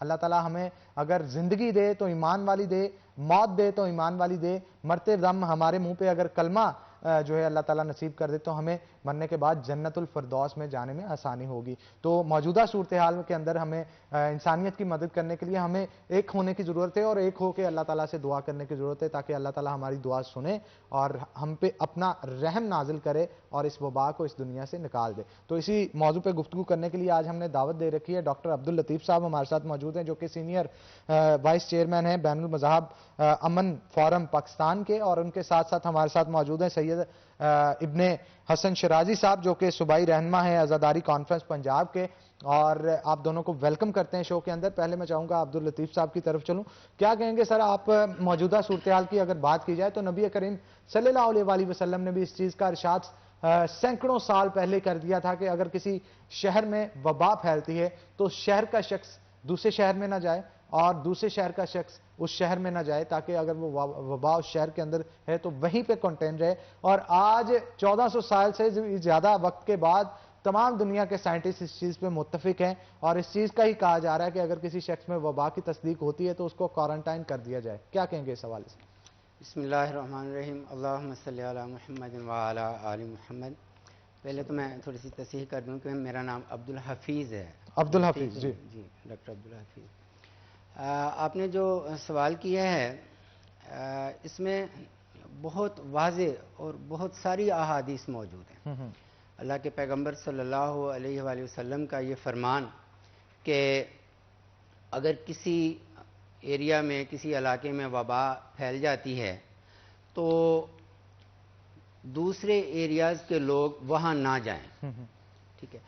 اچھا, اس سے وہ احتیاطی تدابیر ہیں جو اسلام نے ہمیں بتائی ہیں, اور اس نبی صلی اللہ علیہ وسلم کے اس فرمان سے یہ بہت واضح ہوتا ہے کہ وبائی امراض جو ہیں وہ وائرل ہوتی ہیں, ایک سے دوسرے کو لگتی ہیں, پھیلتی ہیں. تو اسی لیے منع کیا گیا کہ جس جگہ پہ وبا پھیلی ہے دوسرے ایریاز کے لوگ, علاقے کے لوگ وہاں نہ جائیں تاکہ وہ اس میں مبتلا نہ ہو جائیں. ایک بات. دوسرے نمبر پر آپ نے فرمایا کہ جو وہاں موجود ہیں وہ وہاں سے نہ نکلیں. اب اس میں دو چیزیں ہیں. ایک تو یہ ہے کہ اگر وہاں سے کوئی نکل کے دوسرے ایریے میں جائے گا, دوسرے علاقے میں جائے گا, تو اگر اس کو وہ بیماری لگی ہوئی ہے تو وہ دوسروں کو بھی لگے گی, اور اس سے دوسرے بھی اس میں مبتلا ہو جائیں گے. اور ایک تو یہ, اور دوسری یہ بات اللہ کے پیغمبر صلی اللہ علیہ وسلم نے ہمیں جو تعلیم دی ہے وہ اللہ پر توکل اور بھروسے کی ہے.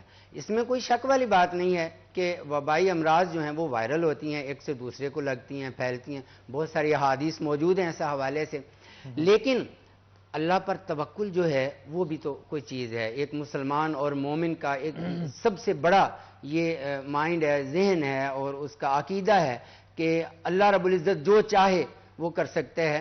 تو یہ جو اللہ کے پیغمبر صلی اللہ علیہ وسلم نے فرمایا کہ جس علاقے میں وبا پھیلی ہوئی ہے وہاں جو موجود ہے وہ وہاں سے بھاگے نہ, یعنی وہ پھر اللہ پر توکل رکھے. بے شک اگر اللہ نے اس کی زندگی بچانی ہے تو پھر کوئی بھی بیماری اس کا کچھ نہیں بگاڑ سکتی. اور اگر اللہ نہ کرے, خدا نہ خواستہ, اس نے اس بیماری کی وجہ سے اللہ کو پیارا ہونا ہے تو پھر وہ بھاگ کر کہیں بھی چلا جائے. اینما تکونوا یدرککم الموت, موت سے تو کوئی انسان بھاگ نہیں سکتا. تو یہ ایک طرف ہمیں یہ تعلیم دی گئی ہے اللہ کے پیغمبر صلی اللہ علیہ وسلم نے, اور اسلام نے ہمیں یہ تعلیم دی ہے کہ وبائی امراض پھیلتی ہیں, وائرل ہوتی ہیں, احتیاطی تدابیر کریں. اور دوسری طرف ہمیں اللہ پر توکل اور بھروسے کی تعلیم دی گئی ہے کہ اگر آپ کسی بیماری میں مبتلا ہو گئے ہیں تو پھر اللہ پر توکل رکھیں اور احتیاطی تدابیر کو اپنائیں, لیکن جو آپ کے قسمت میں مقدر میں لکھا ہے وہی ہو کر رہے گا.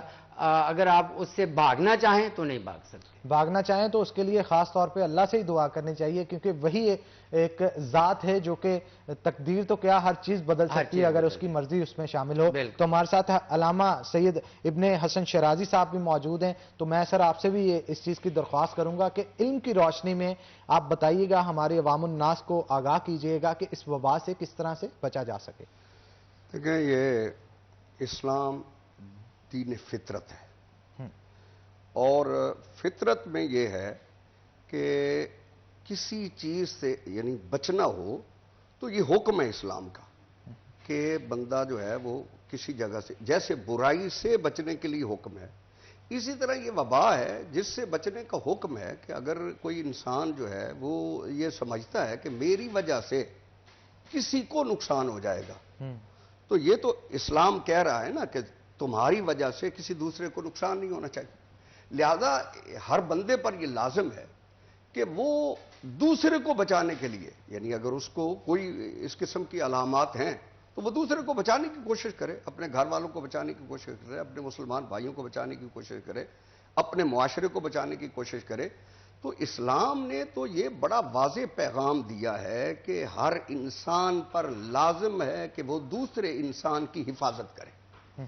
تو اگر یہ وبا, یعنی یہ تو اب واضح ہو گیا, ہر کسی کو اس بات کا علم ہے, جو ٹی وی پہ مسلسل یہ پروگرام چل بھی رہے ہیں, کہ یہ ایک ایسی وبا ہے جو ایک سے دوسرے کو ٹرانسفر ہو رہی ہے. تو لہذا ہر بندے کو چاہیے کہ وہ اپنے آپ کو بھی محفوظ کرے اور دوسرے لوگوں کو بھی محفوظ کرے. اور یہی اسلام کا بھی یہی فلسفہ ہے. یہ جیسے ابھی آپ ذکر کر رہے تھے, مولانا صاحب نے بھی ذکر کیا, یہ تو ٹھیک ہے کہ اسلام یہ تو بچنا چاہیے کہ اگر یہ ہو رہی ہے. اس کے بعد یہ ہے کہ اسلام نے ہر انسان کو تزکیہ نفس کا حکم دیا ہے. یعنی پیغمبر اکرم یعلمہم الکتاب والحکمہ, یہ معلم کتاب بھی ہیں اور حکمت بھی ہیں. یزکیہم, یہ نفسوں کو, والذی بعث فی الامیین رسولا منہم یتلو علیہم آیاتہ ویزکیہم, تزکیہ نفس کرے. جب انسان تزکیہ نفس کرے گا تو پھر اس کی دعا بھی پروردگار کی بارگاہ میں رد نہیں ہوگی. اسی طرح مولا علی علیہ السلام کا فرمان ہے کہ الدعاء یرد القضاء, یعنی دعا جو ہے وہ قضا کو بھی ٹال دیتی ہے. کیا بات ہے, سبحان اللہ, سبحان اللہ. یعنی موت سے بھی بندہ بچ سکتا ہے دعا, اور پھر اسی لیے حکم ہے کہ دعا کرو. اب قرآن مجید پوری 6236 جملے ہیں قرآن مجید کے جس پہ قرآن مجید مشتمل ہے, اور 114 صورتیں. اب اس کو غور سے پڑھیں, یعنی کہیں بھی حکم نہیں کہ تم ہم سے نہ مانگو. بے شک, بے شک. یعنی یہ بھی نہیں حکم کہ اگر تم یہ سمجھتے ہو کہ وہ اللہ میرے راز کو جانتا ہے, میرے دلوں کو جانتا ہے کہ مجھے کس چیز کی ضرورت ہے, تو آپ خاموش رہیں. نہیں, حکم یہ کہ پکارو، بے شک۔ بار بار پکارو.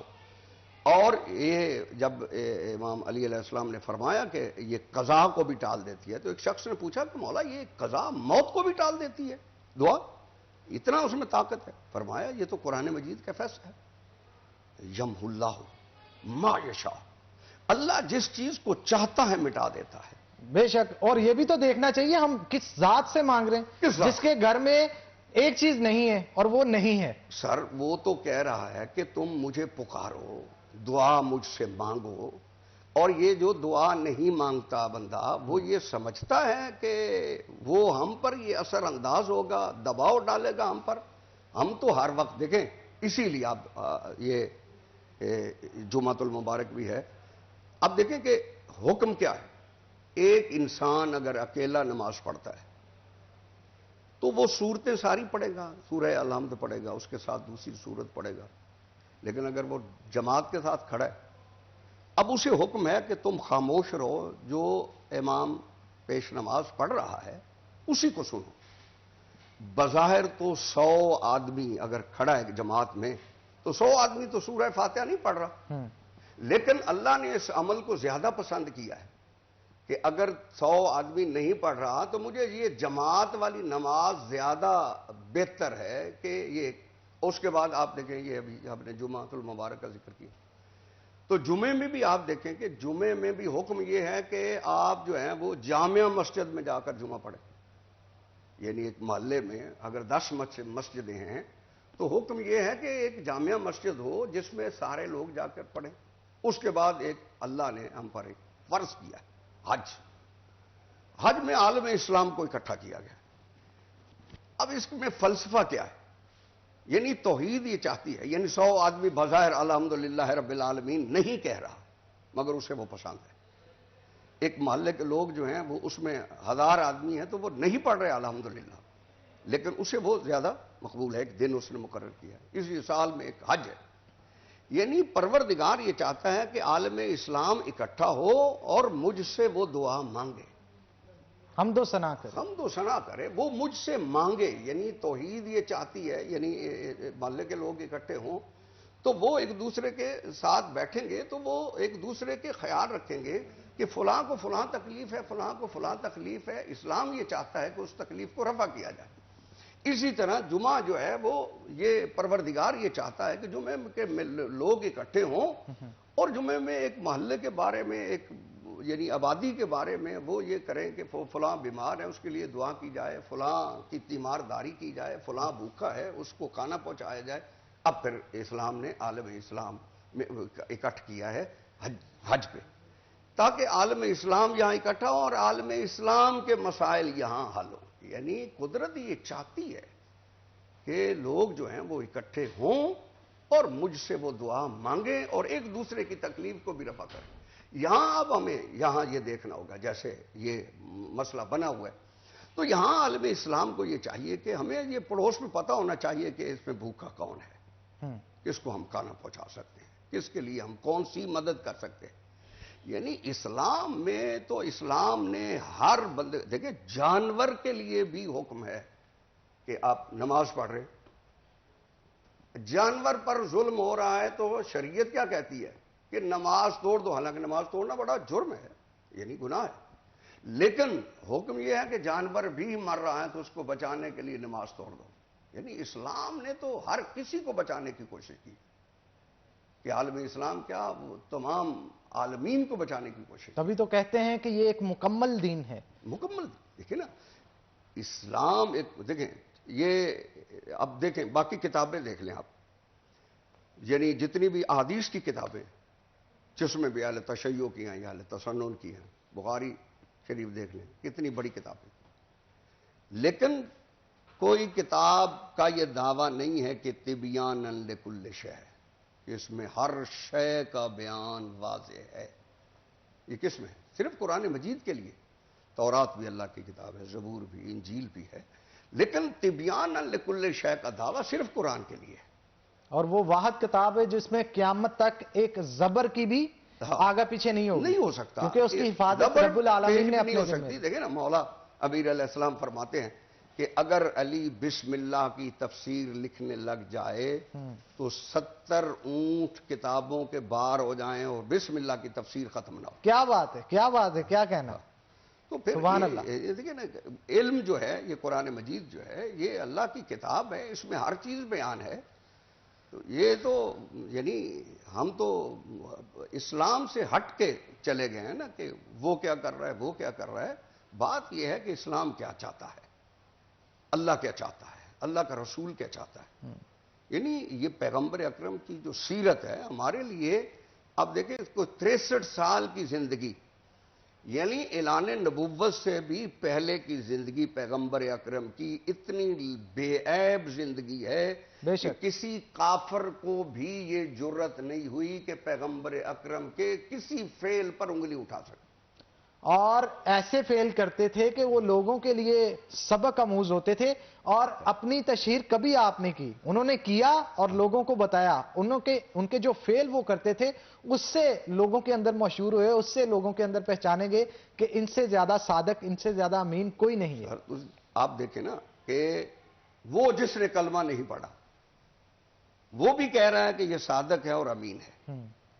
اور اگر اسی صادق اور امین کو ہی آپ دیکھ لیں، یہ دو لفظ ایسے ہیں جو کسی بھی کمپلیٹ حیات کو بیان کرنے کے لیے کافی. صادق ہے، زندگی بھر جھوٹ نہیں بولا. جب جھوٹ نہیں بولا تو عیب تو تب آئے گا جب کوئی جھوٹ بولے گا. تو یہ یعنی صادق ہے. امین ہے، یعنی جو امانت پروردگار سے لے رہا ہے وہی آگے پہنچا رہا ہے، خیانت نہیں کی اس میں. ایک لفظ جو ہے وہ بھی آگے پیچھے نہیں ہو رہا. یعنی اب آپ دیکھیں یہ اعتماد توحید ہے پیغمبر پر کہ اللہ کو اتنا اعتماد ہے کہ یہ جو کچھ بیان کر رہا ہے یہ میری طرف سے کر رہا ہے. اسی لیے وما ينطق عن الهوى ان هو الا وحی یوحی، کہ یہ جو بات کرتا ہے یہ تو میری وحی سے بات کرتا ہے، یہ تو اپنی طرف سے کوئی بات ہی نہیں کرتا. یعنی یہ اور نہ ساری زندگی نفع نقصان دیکھا اور نہ ہی اپنی جان کی پرواہ کی. اگر کیا ہے پرواہ تو اس چیز کی کہ اللہ تعالیٰ کے احکامات لوگوں تک کام پہنچا سکے. سر یہ تو دیکھیں پیغمبر اکرم صلی اللہ علیہ وآلہ وسلم اور یقین جانیے یہ بہت چھوٹے الفاظ ہیں جو کہ ہم استعمال کر رہے ہیں، ان کی شان کو تو بیان ہی نہیں کیا جا سکتا. وہ تو کہہ سکتے ہیں کہ 1,24,000 پیغمبر جو تھے ان پہ سبقت رکھنے والے ہمارے نبی کریم صلی اللہ علیہ وآلہ وسلم تھے، ان کے سردار تھے.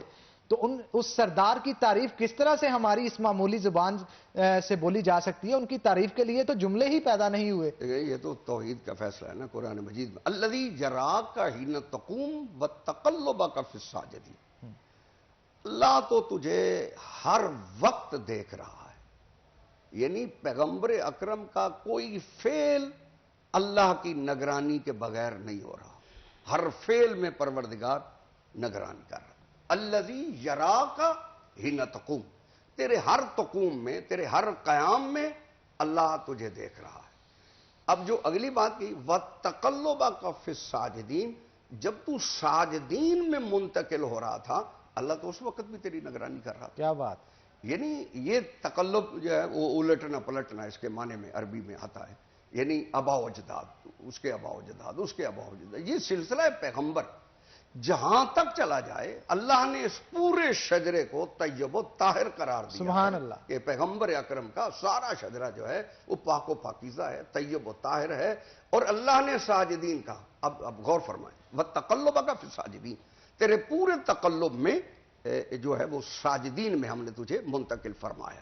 یعنی اب اللہ کہہ رہا ہے ہم سجدہ کرتے ہیں تو یہ یقین تو نہیں ہے کہ یہ سجدہ اس کی بارگاہ میں قبول ہے.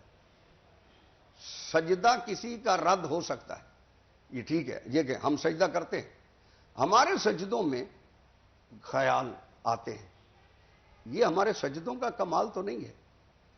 کمال تو اس کا ہے کہ اس نے تمہارے خیالوں والے سجدوں کو بھی رد نہیں کیا. بے شک یہ اس کی کریمی ہے. یعنی کریم کا معنی کیا ہے؟ کریم کا معنی یہ ہے کہ جانتے ہوئے بھی اگنور کر دینا کسی چیز کو. یعنی جانتا ہے کہ ہم گناہگار ہیں، سب کچھ ہے، لیکن پھر بھی مانتا ہے. پھر بھی جو ہے وہ جان بوجھ کے جو ہے وہ پروردگار یہ کریم ہے. وہ کہتے ہیں نا جیسے ماں کو پتا ہو کہ اس کا بچہ غلط بھی ہے تو وہ اس کی طرفداری کرتی ہے, اس کی سائڈ کرتی ہے, اور ہمارا رب تو 70 ماؤں جتنا پیار کرتا ہے. 70 ماؤں جتنا. پھر یہ یعنی وہ رب کریم ہے. بے شک. ٹھیک ہے نا جی, وہ کریم ہے, ہر چیز پہ قادر ہے, ہماری خطاؤں کو جانتا ہے, اس کے باوجود بھی وہ درگزر کرتا ہے. اب دیکھیں کہ یہ تمام عالم اسلام چونکہ احادیث موجود ہیں, اس میں کسی کو ابہام بھی نہیں ہے کہ پروردگار جو ہے اگر تو آپ نیکی کرنے کا ارادہ کرتے ہیں تو لکھ لی جاتی ہے. گناہ جب تک آپ سے سرزد نہیں ہوتا اتنے تک کرامن کاتبین کو لکھنے کا حکم نہیں ہے. بے شک. یعنی یہ کریمی ہے اس کی. بے شک اللہ تعالیٰ جتنا رحیم و کریم ہے اس کی ذات کو سوٹ کرتا ہے, اور وہی ایک ذات ہے جس سے ہم بھیک مانگ سکتے ہیں اور جس کے آگے گڑ گڑا سکتے ہیں, اور اس سے بھیک مانگنے میں شرم بھی نہیں آتی, فخر سے اپنا سر بلند کر سکتے ہیں. کسی شخص کے آگے ہاتھ پھیلانے سے بندہ شرمندہ ہوتا ہے, لیکن اگر رب کے آگے ہاتھ پھیلائے ہوں, رب سے مانگا اور بھیک بھی مانگی ہو, تو دنیا کو فخر سے ہم بتا سکتے ہیں کہ ہم نے کس ذات سے بھیک مانگی ہے. اسی بات کو کنٹینیو کریں گے, لیکن ایک چھوٹی سی بریک کے بعد. بریک کا وقت ہو گیا ہے تو کہیں مت جائیے گا ناظرین, ہمارے ساتھ رہیے گا.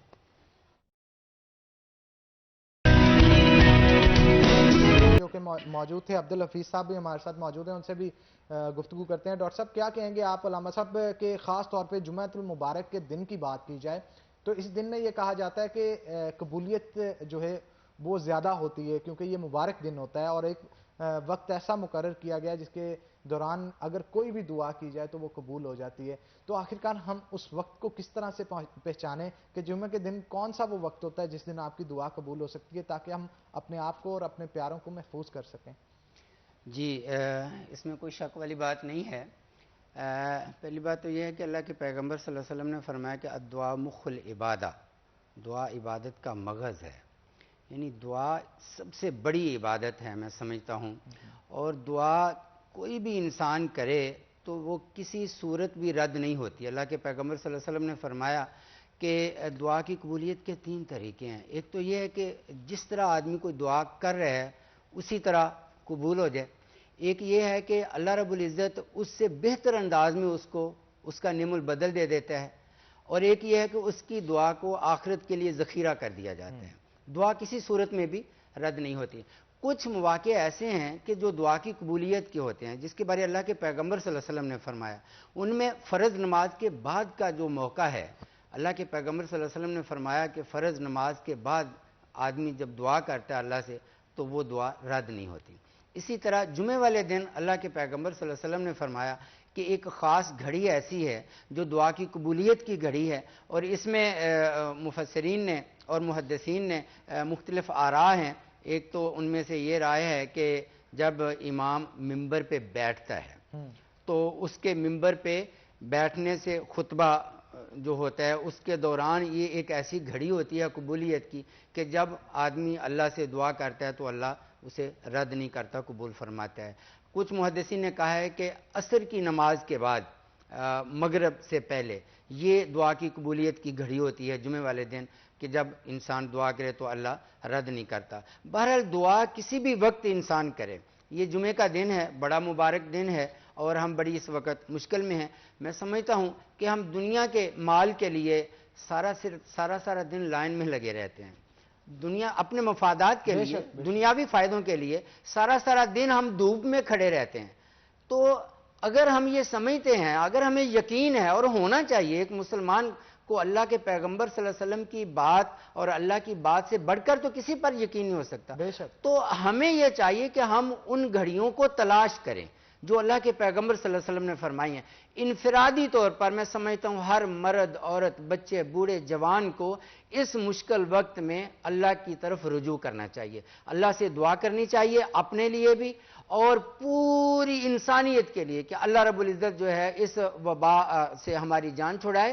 اور دوسرے نمبر پر یہ ہے کہ ہمیں اپنی اصلاح کرنی چاہیے, کیونکہ قرآن مجید میں بار بار اس بات کا ذکر آتا ہے ظہر الفساد فی البر والبحر بما کسبت ایدی الناس. یہ جو دنیا میں فساد برپا ہے, یہ جو افراتفری ہے, اور یہ جو تکالیف ہیں, یہ جو پریشانیاں ہیں, مصائب ہیں, آزمائشیں ہیں انسان پر, یہ اس کے اپنے ہاتھوں کی کمائی ہے. یہ اس کے اپنے اعمال کا نتیجہ ہے. اللہ کی طرف سے آزمائش بھی ہے، لیکن بعض دفعہ انسان کے اعمال کی اس کو اللہ دنیا میں سزا بھی دیتا ہے.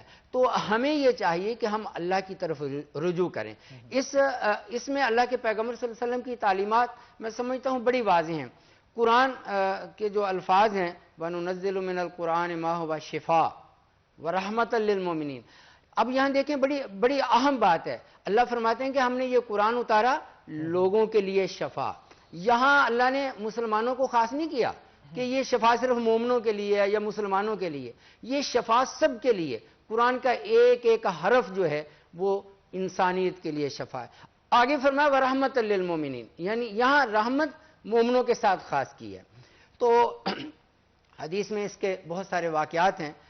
حضرت ابو سعید خدری رضی اللہ تعالیٰ عنہ فرماتے ہیں کہ ہم ایک سفر میں تھے، تو ہم نے ہمارے پاس زادرہ ختم ہو گیا، تو ایک بستی میں ہم نے قیام کیا اور ان بستی والوں سے ہم نے کھانا مانگا. صحیح بخاری شریف کی یہ حدیث ہے. تو انہوں نے انکار کر دیا کہ ہم کھانا نہیں دیں گے. تو ابھی ہم وہیں تھے، پڑاؤ ہم نے کیا ہوا تھا، تو اس بستی کا جو سردار تھا اس کو سانپ نے ڈھس لیا. تو بستی والوں سے ایک آدمی بھاگا بھاگا ہمارے پاس آیا اور کہنے لگا کہ کیا تم میں سے کوئی دم کرنے والا ہے؟ تو ہم میں سے ایک صحابی نے کہا کہ ہاں میں دم کروں گا. تو وہ گیا اور انہوں نے دم کیا اس سردار کو، حالانکہ وہ غیر مسلم تھا. تو اس کو دم کیا تو اللہ نے اس کو شفا دے دی. جب وہ واپس آیا تو حضرت ابو سعید خدری فرماتے ہیں کہ ہم نے پوچھا کہ آپ کو دم کرنا آتا ہے، آپ نے کیسے دم کیا؟ تو اس نے کہا میں نے سورۃ فاتحہ پڑھ کر دم کیا. تو اللہ نے اس کو شفا دے دی. قرآن کا ایک ایک حرف شفا ہے. اللہ کے پیغمبر صلی اللہ علیہ وسلم نے فرمایا کہ قرآن کی آخری 3 سورتیں جو ہیں، جو آدمی صبح پڑھ لیتا ہے شام تک اس کو اللہ رب العزت ہر قسم کی تکلیف، پریشانی اور نقصان سے بچاتا ہے. جو شام کو پڑھ لیتا ہے صبح تک اس کو اللہ رب العزت ہر قسم کی تکلیف، پریشانی، بیماری، مصیبت اور نقصان سے بچاتا ہے. تو یہ ہمارے پاس وہ چیزیں ہیں جس پر ایک مسلمان کا کامل اور مکمل یقین ہے. تو ہمیں چاہیے کہ ہم اللہ کی طرف رجوع کریں، اللہ کے پیغمبر کی طرف رجوع کریں. اس کرونا وبا کی صورتحال میں ہم اس وقت بہت مشکل میں ہیں. پوری دنیا اور خاص کر کے پاکستان جو ہے اس وقت بڑی مشکل گھڑی میں ہے. تو ہم اللہ کی طرف، اللہ کے پیغمبر کی طرف رجوع کریں، دین اسلام کی تعلیمات کی طرف رجوع کریں، ہم قرآن کی طرف رجوع کریں اور اللہ کے پیغمبر صلی اللہ علیہ وسلم کی جو تعلیمات ہیں ہم ان پر عمل کریں. ہم ان کو بھی تو آزما لیں نا. علاج سنت ہے. اللہ کے پیغمبر سے بڑھ کر کوئی حکیم اور دانا نہیں ہے. تو اللہ کے پیغمبر صلی اللہ علیہ وسلم نے جو ہمیں مسنون دعائیں بتائی ہیں ہم ان پر بھی عمل کریں، ان کو بھی پڑھیں اور اس انداز سے بھی اللہ سے مانگیں. اور جو ڈاکٹری علاج ہے، جو میڈیکل سائنس کا علاج ہے اس کو بھی ہم اپنائیں. اور جو احتیاطی تدابیر ہیں جو اللہ کے پیغمبر صلی اللہ علیہ وسلم نے ہمیں بتائی ہیں تو ہم ان پر بھی عمل کریں. اللہ کے پیغمبر صلی اللہ علیہ وسلم نے فرمایا لا یورد الممرض علی المسیح. کوئی جو ہے وہ بیمار جو ہے اس کو صحت مند کے ساتھ شامل نہ کرو اور کسی صحت مند کو کسی بیمار کے ساتھ شامل نہ کرو. یہ وہ سب سے بڑی احتیاطی تدابیر ہے جو آج لاک ڈاؤن. میں سمجھتا ہوں پاکستان میں ایک دن بھی صحیح طریقے سے لاک ڈاؤن نہیں ہوا جو ہونا چاہیے. اس انداز سے لاک ڈاؤن ہونا چاہیے. لاک ڈاؤن کا اعلان تو حکومت نے کیا. میں سمجھتا ہوں کہ یہ عوام کی لاپرواہی ہے. ایک دن بھی صحیح طریقے سے ہم نے لاک ڈاؤن پر عمل نہیں کیا اور اس کی سزا آج ہم بھگت رہے ہیں کہ 4-4 ہزار سے زائد ایک دن میں کیسز رپورٹ ہو رہے ہیں اور ڈیتھ ہو رہی ہے اور یہ دن بدن فگر بڑھتی جا رہی ہے. تو ہمیں چاہیے کہ ہم تمام وہ طریقے اپنائیں. ہم اللہ اور اس کے رسول کی طرف بھی رجوع کریں، قرآن کی طرف بھی رجوع کریں، مسنون دعائیں بھی پڑھیں، ہم اللہ سے دعا بھی کریں گڑ گڑا کر عاجزی اور انکساری کے ساتھ. اور احتیاطی تدابیر پر بھی پوری طرح ہم عمل پیرا ہوں جو ہمیں میڈیکل کے لوگ کہتے ہیں، ڈاکٹر صاحبان کہتے ہیں، حکماء کہتے ہیں، طبی ماہرین کہتے ہیں، حکومت کی طرف سے جو بھی ہے کہ ماسک کے بغیر آپ باہر نہ نکلیں، ڈبل سواری نہ کریں، ایک جگہ پر جمع نہ ہوں. یہ تمام احتیاطی تدابیر اپنانے کے ساتھ ساتھ ہمیں اللہ اور اس کے رسول کی طرف رجوع کرنا چاہیے اور اللہ سے دعا کرنی چاہیے. دعا میں بڑی طاقت ہے. بے شک دعا میں بڑی طاقت ہے اور گڑ گڑا کے ہمیں رب العالمین کے آگے دعا کرنی چاہیے کیونکہ وہی وہ ذات ہے جو کہ ہماری دعا سن سکتا ہے. یہ اب کسی انسان کے بس کی بات نہیں, یہ اگر کسی کے بس کی بات ہے تو ہمارے آقا دو عالم صلی اللہ علیہ وسلم اور اللہ تعالیٰ کے درمیان کی بات, تو ہمیں ان سے مانگنا چاہیے تاکہ اللہ تعالیٰ جو ہے ہمیں اس وبا سے فرصت دے سکے. تو ناظرین اسی کے ساتھ ایک بریک لیں گے, بریک کے بعد دوبارہ حاضر ہوتے ہیں, کہیں مت جائیے گا, ہمارے ساتھ رہیے.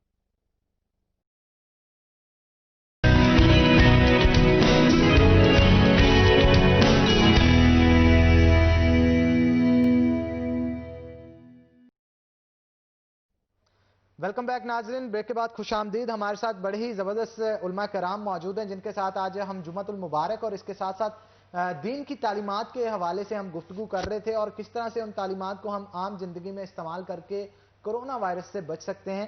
یہی نہیں بلکہ اللہ تعالیٰ کی خوشنودی کیسے حاصل کی جائے گی, اور نبی کریم صلی اللہ علیہ وآلہ وسلم کے احکامات کے مطابق زندگی کو کس طرح سے گزارا جائے, یہ تمام تر جو گفتگو تھی وہ جاری و ساری تھی. تو ہمارے ساتھ اب علامہ سید ابن حسن شیرازی صاحب موجود ہیں. شیرازی صاحب کیا کہیں گے, نبی کریم صلی اللہ علیہ وآلہ وسلم کی زندگی جو ہے وہ تمام کی تمام ہمارے لیے ایک ایسا سبق ہے کہ جس کو ہم رٹ لیں, یاد کر لیں اور اس کے مطابق اپنی زندگی گزار لیں.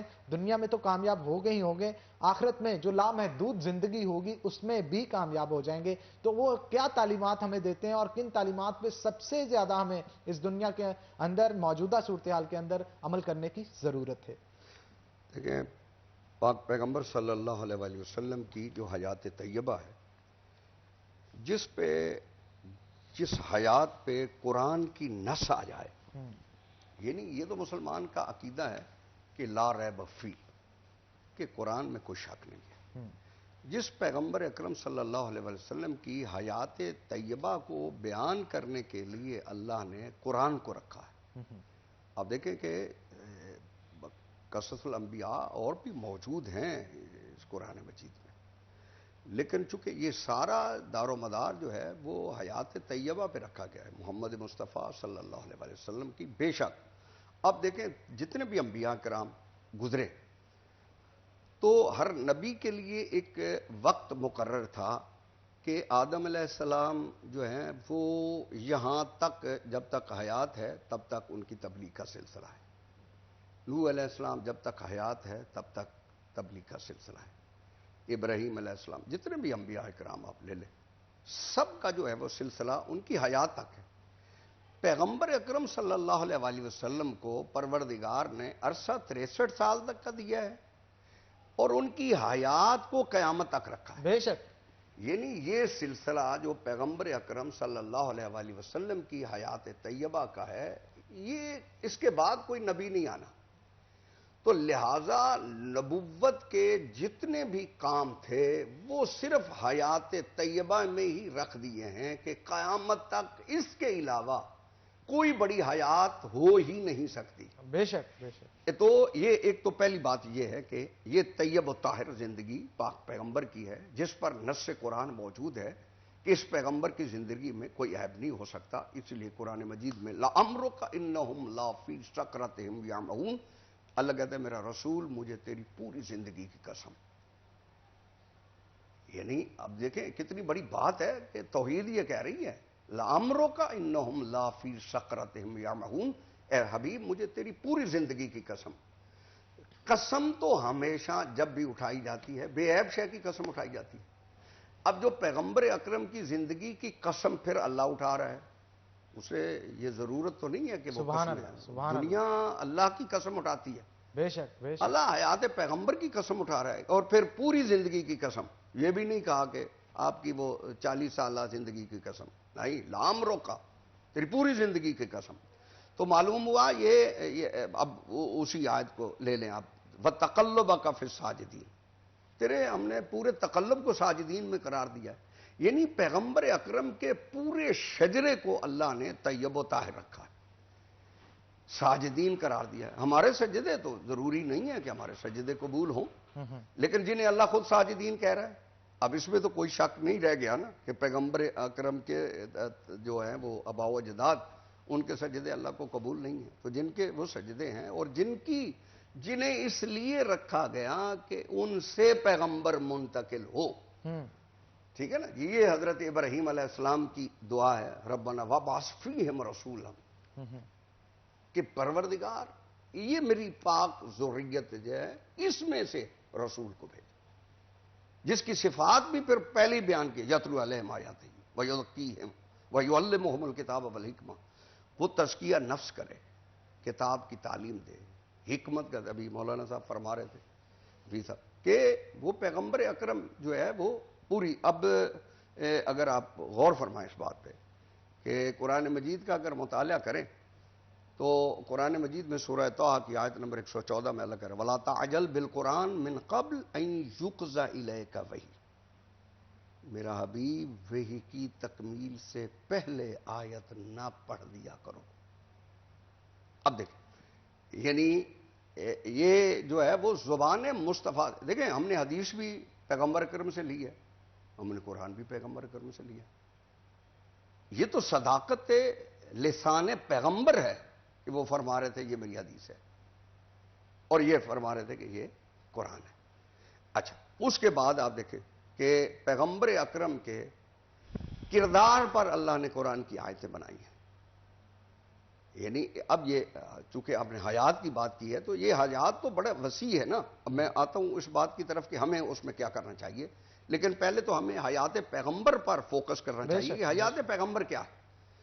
حیات پیغمبر میں کسی کو بھی تکلیف نہیں ہوئی پیغمبر سے، چاہے کوئی دشمن تھا۔ حیات پیغمبر یہ ہے کہ کوئی بھی یہ نہیں کہہ سکتا کہ یہ صادق نہیں ہے، کوئی نہیں کہہ سکتا کہ یہ امین نہیں ہے، کوئی نہیں کہہ سکتا کہ یہ شفیق نہیں ہے۔ اب دیکھیں مولا علی علیہ السلام بہت بڑے بہادری کے، یعنی تمام اس میں کوئی شک نہیں کہ اسلام کے بہت بڑے کردار جو ہیں وہ حضرت امیر حمزہ ہیں، جناب جعفر طیار ہیں، اور جناب علی علیہ السلام۔ اچھا، یہ مطلب بہادری کا بہت بڑا۔ جب مولا علی علیہ السلام سے پوچھا گیا کہ کائنات میں سب سے بہادر کون ہے، کائنات میں سب سے بہادر، سب سے بہادر، کائنات میں، دنیا نہیں، یہ دنیا تو بہت چھوٹی ہے، کائنات میں سب سے بہادر کون ہے؟ تو علی علیہ السلام فرماتے ہیں کہ کائنات میں سب سے جو بہادر ہے وہ ذات محمد مصطفیٰ صلی اللہ علیہ وسلم۔ بے شک جی، بے شک، کیا کہنا، کیا کہنا، سبحان اللہ۔ اب آپ غور فرمائیں سبحان اللہ کہ جتنی مولانا صاحب بہت وضاحت سے اس کی تائید فرمائیں گے کہ پیغمبر اکرم نے جتنی مکی آیات ہیں وہاں پڑھی ہیں جہاں کفار موجود ہیں، مدینے میں آ کے تو چلو مسلمان آ گئے تھے، مکی آیت، اب مکی آیتوں کی آپ تلاوت کریں تو مکی آیات میں، مکی صورتوں میں اللہ نے بڑا مطلب ہے کہ سخت جملے استعمال کیے ہیں، توحید کو بہت زبردست سخت جملے استعمال کیے ہیں کہ تم عقل نہیں رکھتے، تم بتوں کو پوجتے ہو، یعنی اب بت ان کے تو خدا ہیں نا، جن سے بات ہو رہی ہے وہ تو بتوں کو خدا مانتے ہیں۔ اچھا، یہ اب جتنی بھی سخت آیتیں ہیں وہ مکی صورتوں میں، اور اس وقت پیغمبر اکرم بیان فرما رہے ہیں جب اکیلے ہیں پیغمبر اکرم، کبھی بیت اللہ کی دیوار کے ساتھ کھڑے ہو کے بتوں کو، یعنی یہاں تک آپ پڑھیں گے، یعنی بالکل آپ ٹھیک کہہ رہے ہیں، ہزاروں کی تعداد، لاکھوں کی تعداد کفار کی تھی، لیکن وہ نہیں گھبرائے، وہ اکیلے کھڑے رہے، اور یہی وجہ تھی کہ ان کے کھڑے ہونے سے آج تک کیا بلکہ قیامت تک دین اسلام جو ہے وہ قائم و دائم رہے گا۔ شو کا وقت کیونکہ ختم ہو گیا ہے، تو میں ناظرین سے یہی التماس کروں گا کہ 5 وقت کی نماز پڑھیں اور اللہ تعالیٰ کے آگے دعا کریں، اپنے آپ کو صاف و پاک رکھیں تاکہ اللہ تعالیٰ جو ہے وہ آپ سے خوش ہو کے اس دنیا سے کرونا وائرس جو ہے وہ ختم کر دے۔ تو اسی کے ساتھ ناظرین آج کے پروگرام سے اپنے میزبان حنان بخاری کو دیجیے اجازت، انشاءاللہ پھر ہوگی آپ سے ملاقات۔ اللہ تعالیٰ آپ کا حامی و ناصر ہو۔